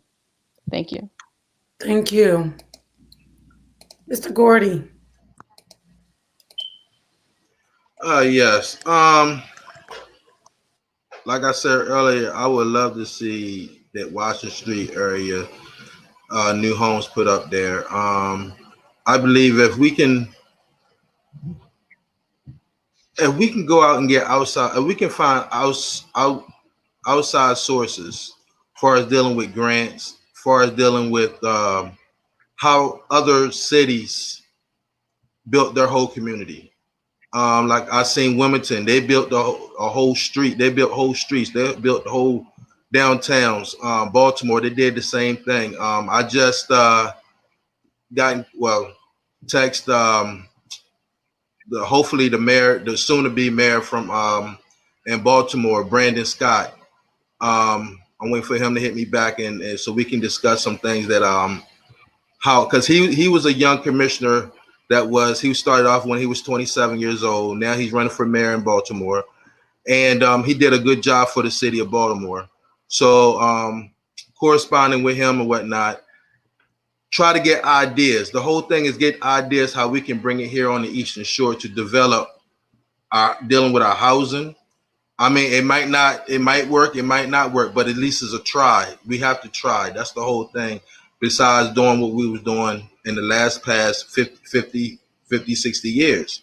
We have to move forward on any way we can, and any help we can get, If not, we're going to be another 30, 40 years. So I want to see the houses. I want to see people like right now. Habitat have houses right now that's ready to go, but there's nobody that can move in them. Why? Because of their credit, or they don't have the down payment or anything like that. But it's Habitat got houses right now, So hopefully through training, hopefully through programs, as far as having people come in and want a new home or want to buy a house or anything like that. Trust me, a house is cheaper than renting. So hopefully we can move Cambridge forward on housing. Thank you. Thank you. Mr. Harrington. So I read that original report from I believe it's the League of Women Voters. If I hadn't seen the date on it, I would have thought that was from today. And that shows you how much things have not changed in our community. Um, Everyone else has touched on Habitat for Humanity. That is a great program, and it really helps people. I've done builds on those houses before, and it's just a thrill to give back like that. We need to encourage home ownership in our city. It gives people a sense of pride in their ownership, and it gives people a safe place to raise their families and their children. And if we can get rid of some of our blighted housing stock, it makes room to build more, better housing. And that's something I'd like to see done. Thank you. Thank you, Mr. Harrington. As we've all stated, we know poor housing is definitely affordable housing is definitely an issue here in Cambridge. And I'll tell you that we know finances are not just going to come from out of the east, west, and north, south winds. We have to definitely be intentional about supporting. I will also like to add that when we, of course, break the wall of division, and as you all have stated about Habitat, they do some amazing work. I mean, to see community actually jump in and help Habitat build some of these houses is just phenomenal. So when we actually break that wall of division and we can say, listen, this is a fight, this is a city fight. This isn't a ward on ward fight. This isn't a person on person fight, but this is a city fight. We want to see our city and everyone in the city live in livable conditions in their housing. And as you know, Ms. Cephas stated, some landlords just don't have the financial means to bring their housing up to standards. However, when we break the division, the wall of division, and we really acknowledge, like, this is really what the issue is. I don't have the money to fix my house up, or I have money, but I don't know how I'm going to, sustain over the next 6 months because I don't know how much longer this pandemic is going to last. We have to really get to a place where we're having those intense conversations. I am also a firm believer that a lot of the reason, and this is just me personal from working in workforce development, from working in the Department of Social Services, customer service, I really don't believe that some people just decide, oh, I'm not going to be compliant. I'm just going to do what I want to do. I don't believe that that's the case for everyone. We have a very uneducated community. And I believe that this is where, as commissioners, the community wants to know, how are you going to engage the constituents, not only in your ward, but also within the entire city. So one of the questions that have been submitted is, how will you communicate with the city of Cambridge, and how do you expect to handle the request of the residents of Cambridge? So we'll actually start with Mr. Harrington. Well, I'm a firm believer in technology. We have lots of tools out there that are affordable or even free that allow us to easily communicate with our constituents and allow them to provide feedback. In my career in mapping, there's a lot of tools that let you showcase, what the city's working on, what the local government is up to, and it lets you highlight issues and problems, and that's something that people need to see. I mean, if they don't know what we're doing, then they don't know, to vote us out. I mean, we need to be held accountable, and we need to give them the tools that let them hold us accountable. Thank you. Thank you. Mr. Gordy. Yes. Technology is the key. Technology, Facebook and all of the social media stuff. That's how that's part of the way we can reach out to people. But also, when people need something, just like the other day, I was outside and somebody came up and said, "Did you see the woman on the woman need help on Camellia Street?" I'm like, "What happened?" She got put out, and they showed me the picture and stuff, and I went straight there. I called LaJan up. LaJan called Commissioner Syndor up, and we was right there. We helped the lady out. She got a place for a couple of days. Commissioner Banks Foster, she still working on her case and everything. And so the whole thing is that if we work together, we should be okay. That's the whole thing is working together, talking, If somebody have a problem, call. Call me. My phone number's all on Facebook or whatever. If it's something I can't answer, call LaJan or whoever's in office. Commissioner Syndor, whoever in office. So that's the whole key. We have to work together. We cannot keep no, I can't talk to that person. That person they might say something bad, or they might think of me this kind of way. No, we're gonna all work together. That's it. Thank you. Thank you. Mr. Syndor,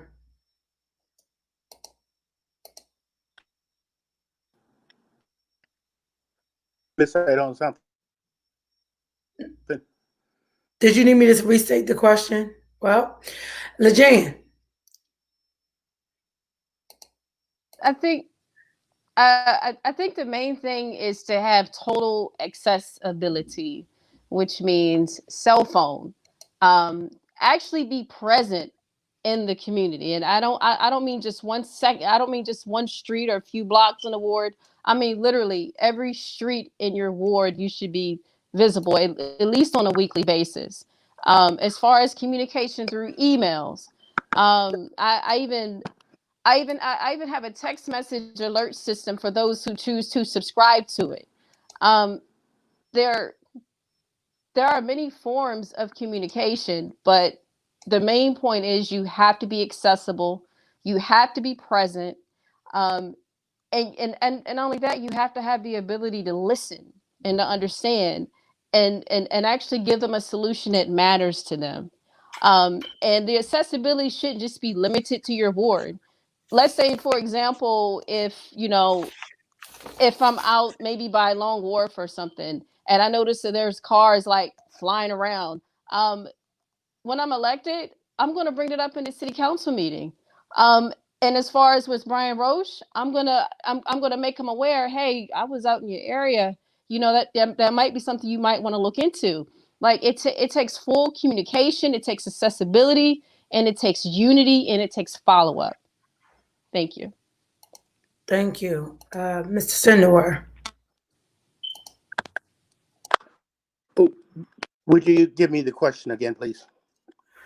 Sure. The question was, how will you communicate with the city of Hello? Cambridge?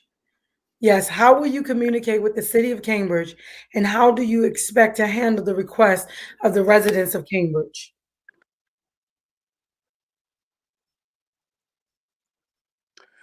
As I've done in the past, I give my phone number out to any uh, resident. They know how to contact me. If they don't have my phone number through City Hall, they would give them my number. And if they should call me, I always respond to them. I may not have the complete solution at that time, but I will listen to their problem and try to rectify the situation if I possibly can. When it goes back to the housing, I want to remember that we have hired a housing specialist, and that's the person that should be giving this information out to the community. Now, it doesn't alleviate the commissioners from doing anything.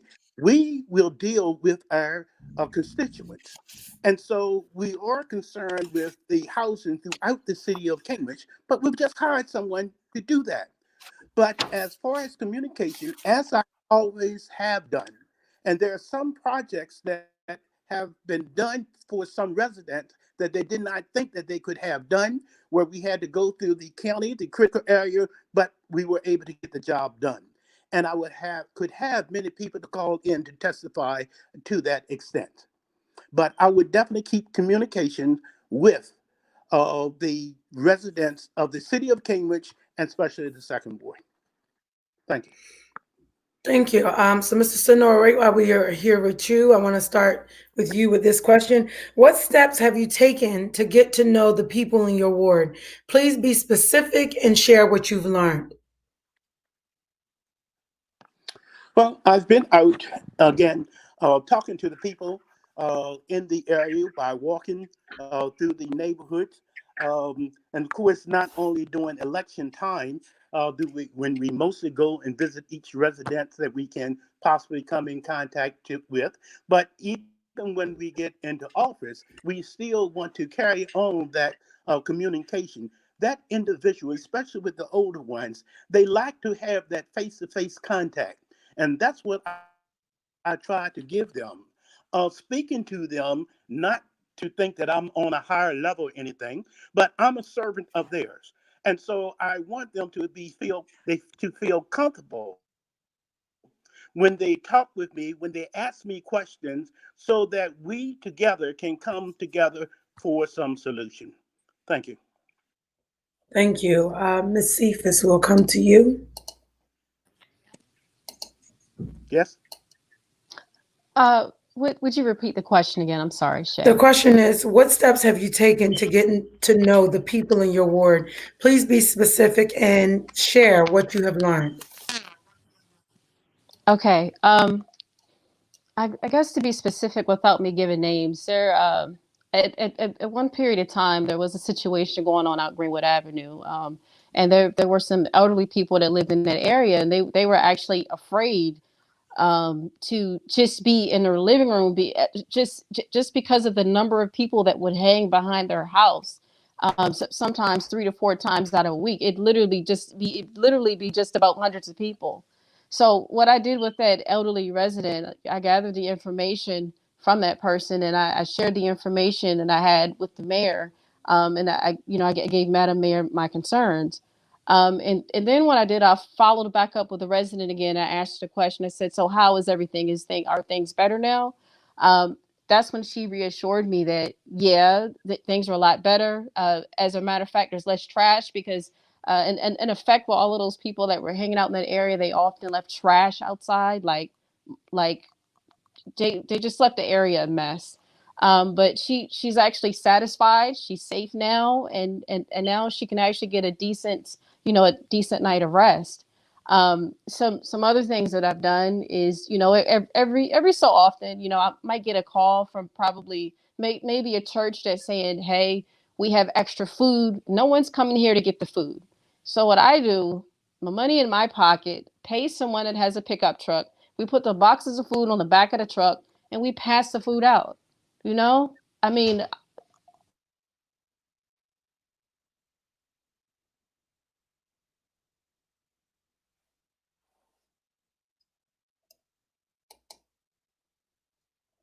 So maybe it is storming.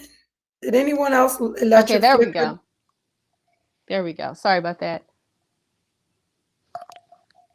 Are we front? Okay, Ms. Cephas, we can hear you. Can you hear me? Yes.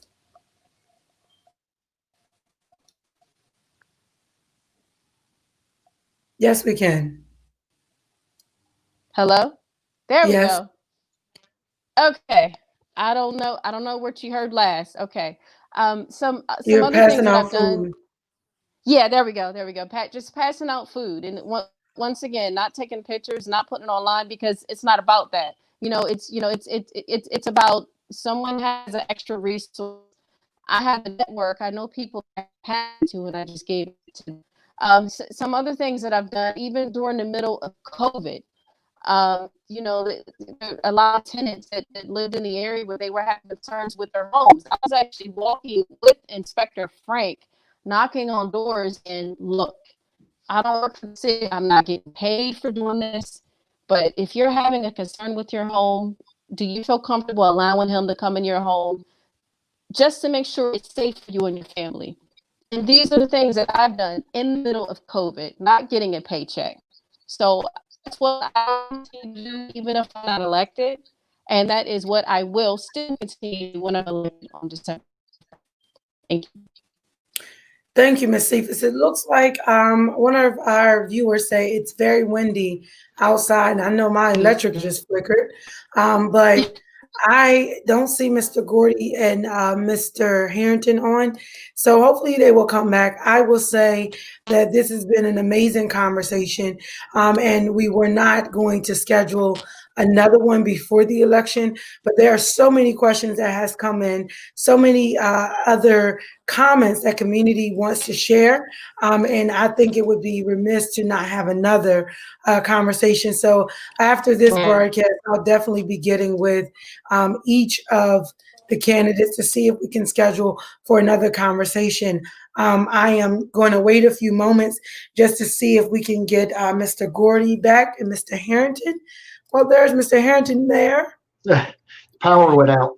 So yeah, I thought it was just me. My electric flickered. I'm like, well, wait a second. Well, it didn't go out. Thank goodness, but it definitely flickered. So the question, if you want me to repeat it again, is what steps have you taken to get to know the people in your ward? Please be specific and share what you've learned. For me? Yes. Okay.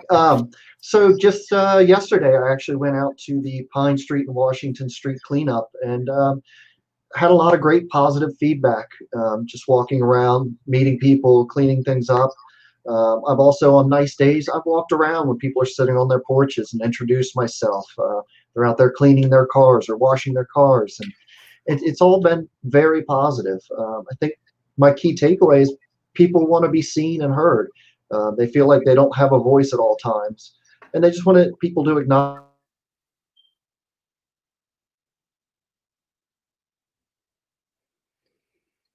So the storm is not on our side. Mr. Jameson, can you hear me?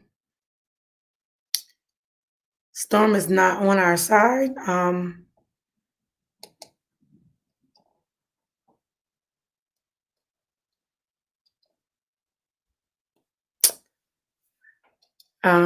Looks like, okay, so LaJan, you're back in. Can you hear me?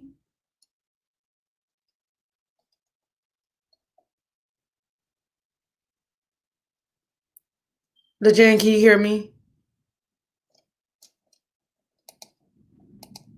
Can you hear me, LaJan? Mr. Syndor, can you hear me? Yes, I can hear you. Okay, so the storm is not on our side tonight. The connection is going in and out. Can you hear me, LaJan? Yes, I can hear you. Okay, so the connection is going in and out. I was not going to plan to have another forum, but I just think that it would be remiss. So many other questions, so many comments from community. So once we wrap this up, I definitely want to get with you all. So after we end the broadcast, if you could stay on just for a moment so we can schedule another interview, just because I didn't get through all the questions and we're having these technical difficulties. So technology, definitely has its advantages. However, when we go through, times like this, and it does have the glitches, of course, we have to work through it and, make up the difference elsewhere. So I guess just closing out, we do have a comment that has come in. We had two comments actually from the Karen Commissioner Foster, who had posted earlier. She said the budget is a major part of how successful the city is in accomplishing goals.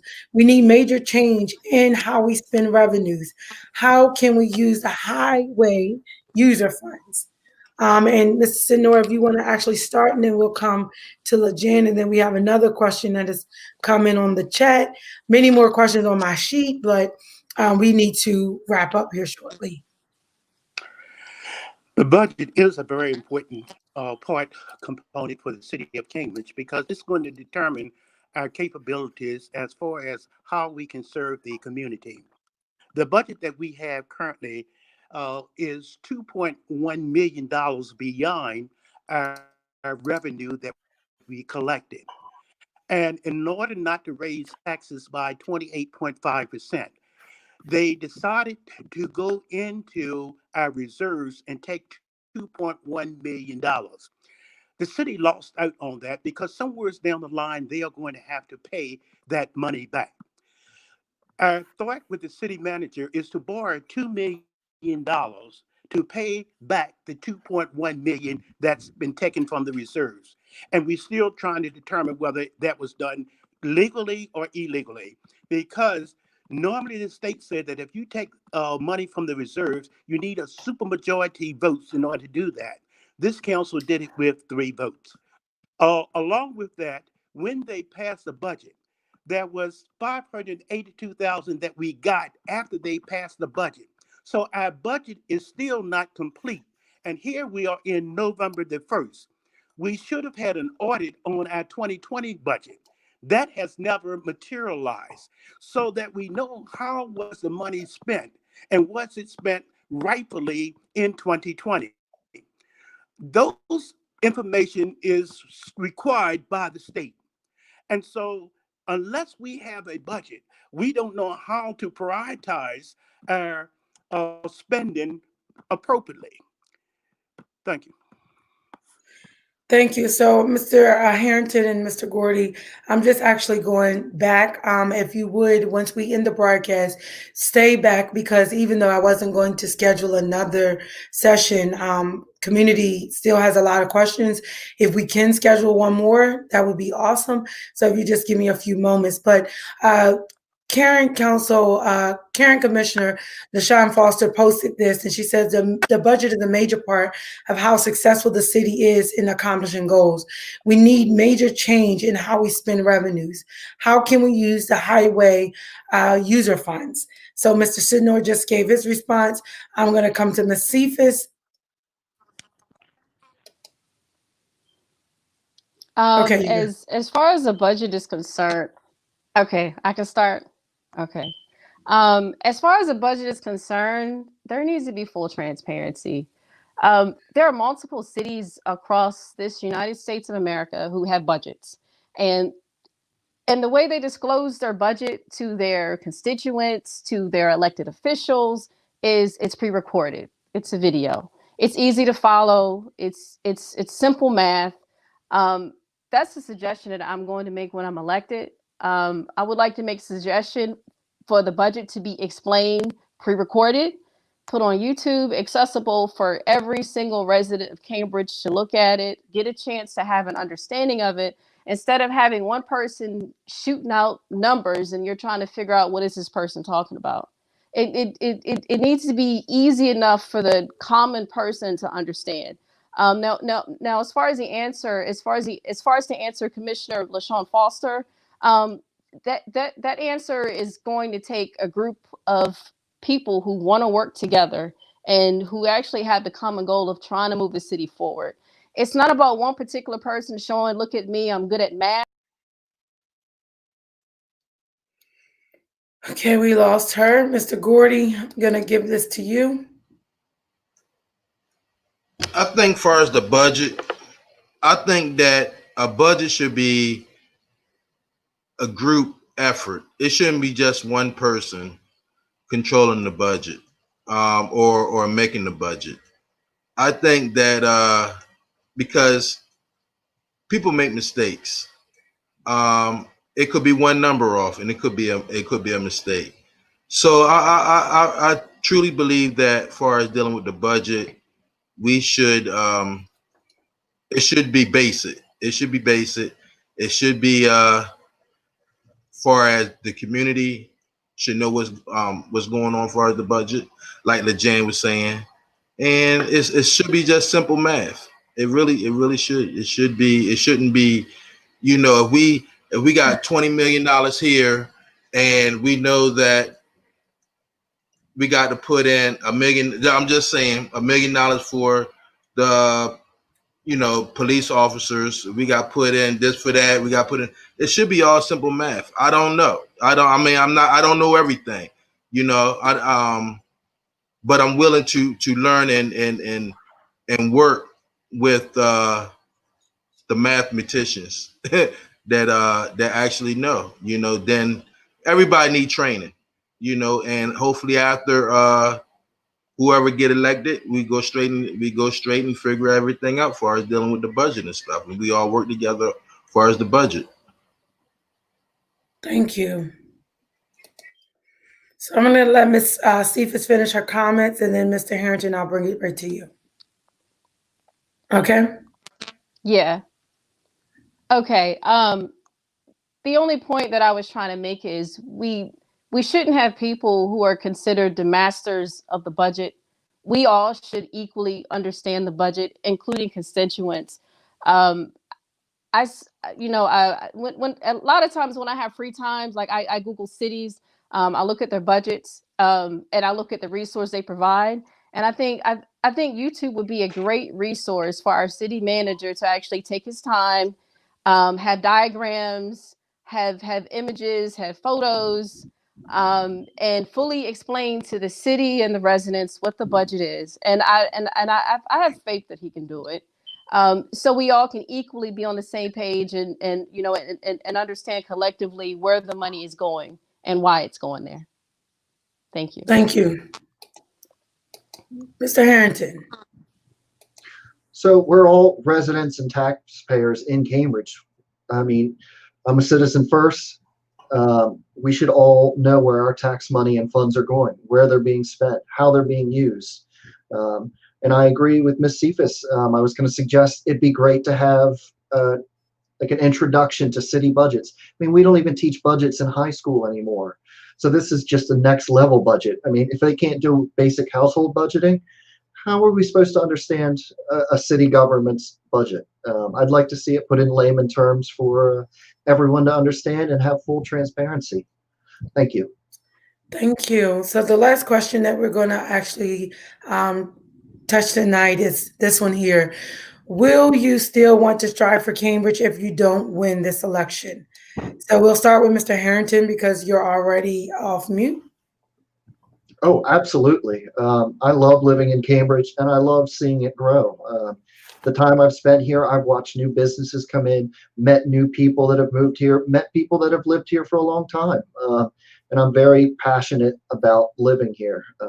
I had mentioned previously I've donated my time with my photography, and that's something I'd like to keep doing as well, whether it's with events or the Chamber of Commerce or just helping a new business get set up with their marketing. I'm committed, win or lose. Thank you. Thank you, Mr. Harrington. Mr. Gordy. Oh yes, yeah, yes. I would still strive because the fact is that we haven't really talked much on it, which is a big concern, and that's dealing with our youth. So that's what I will be mostly engaging with is the youth and also the education part of it, because the thing is that in the next 10 years, the ones that's 10, they're gonna be 20. The one that's 20, they're gonna be 30.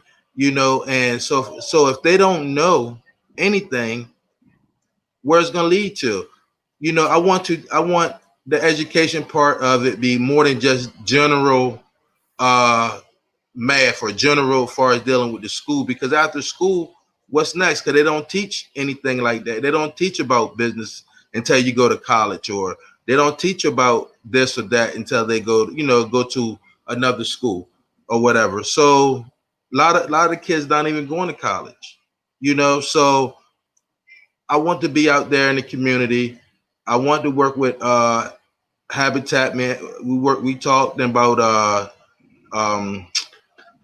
the kids far as trades, learning trades and stuff like that, because this is what the kids need. This is what people need, is learning more trades. It's everybody not college material, but it might be easy for somebody to learn plumbing. It might be easy for somebody to learn how to build a house. It might be easy for somebody to know how to work on a car.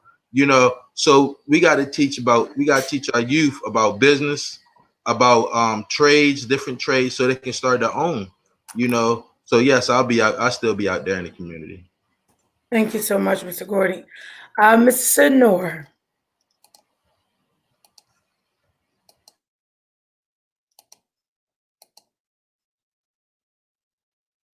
Mr. Syndor, you're muted.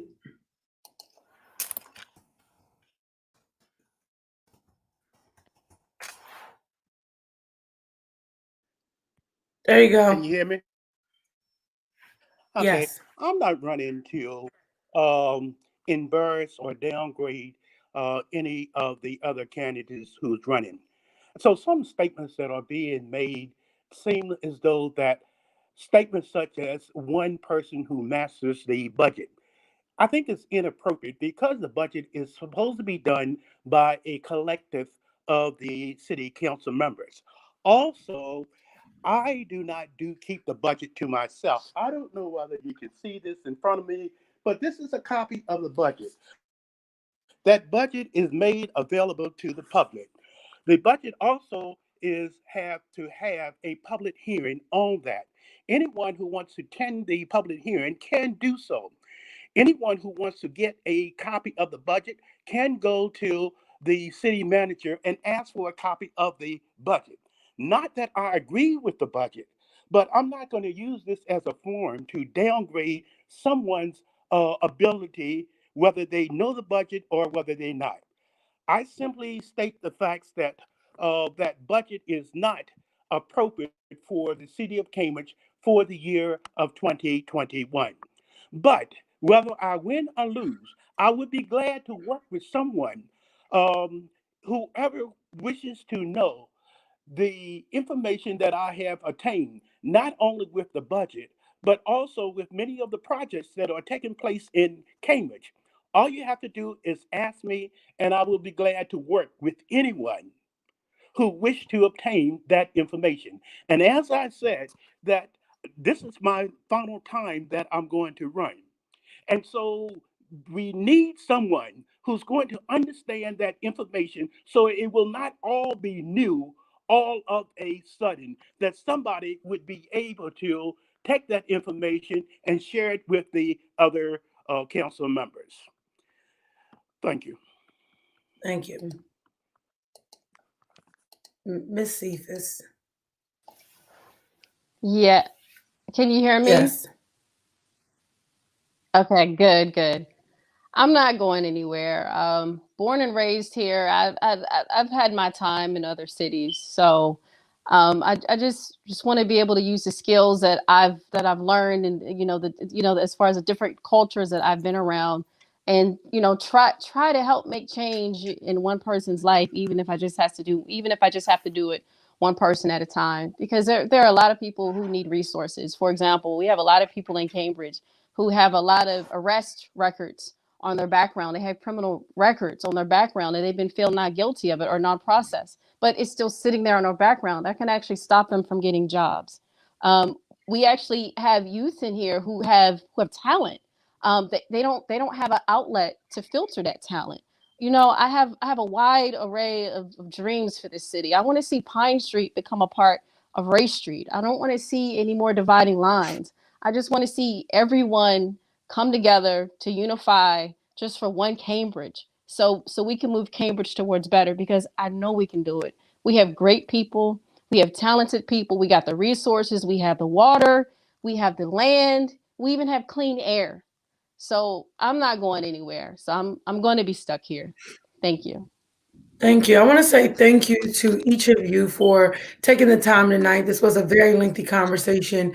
And, just giving the time to inform community on your stance, to answer the questions that they have submitted, because all of the questions that were asked tonight, except for two, were questions that were submitted by community. I have over literally 3 pages of questions. So, I mean, the conversation could go on and on. And I also want to thank our viewers. We have a lot of feedback, and I appreciate the engagement. This is a community.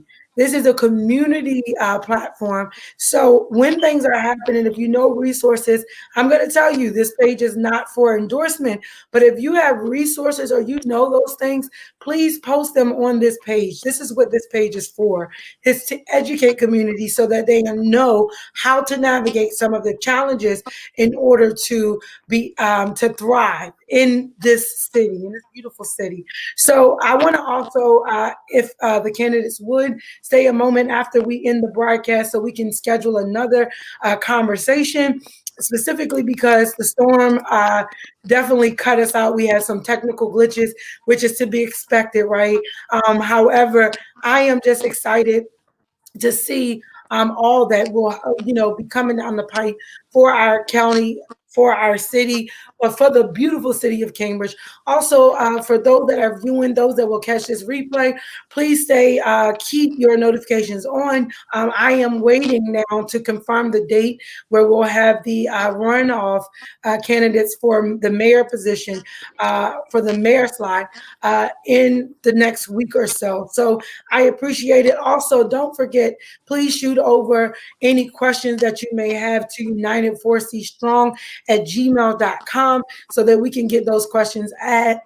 I cannot guarantee you that we'll get through them all, but even after the election on December the 1st, it is my plan, and all of those that have been on the broadcast have agreed to continue to have these conversations to keep community aware, to keep them engaged, and to keep you informed. So if that is all being said, we hope that you all have an amazing night. Again, that is United4CStrong at gmail.com. Please submit any feedback, any topics that you might want to have or hear about on this particular platform, on these broadcasts, to us as well. I'm also, again, looking for help with this particular platform.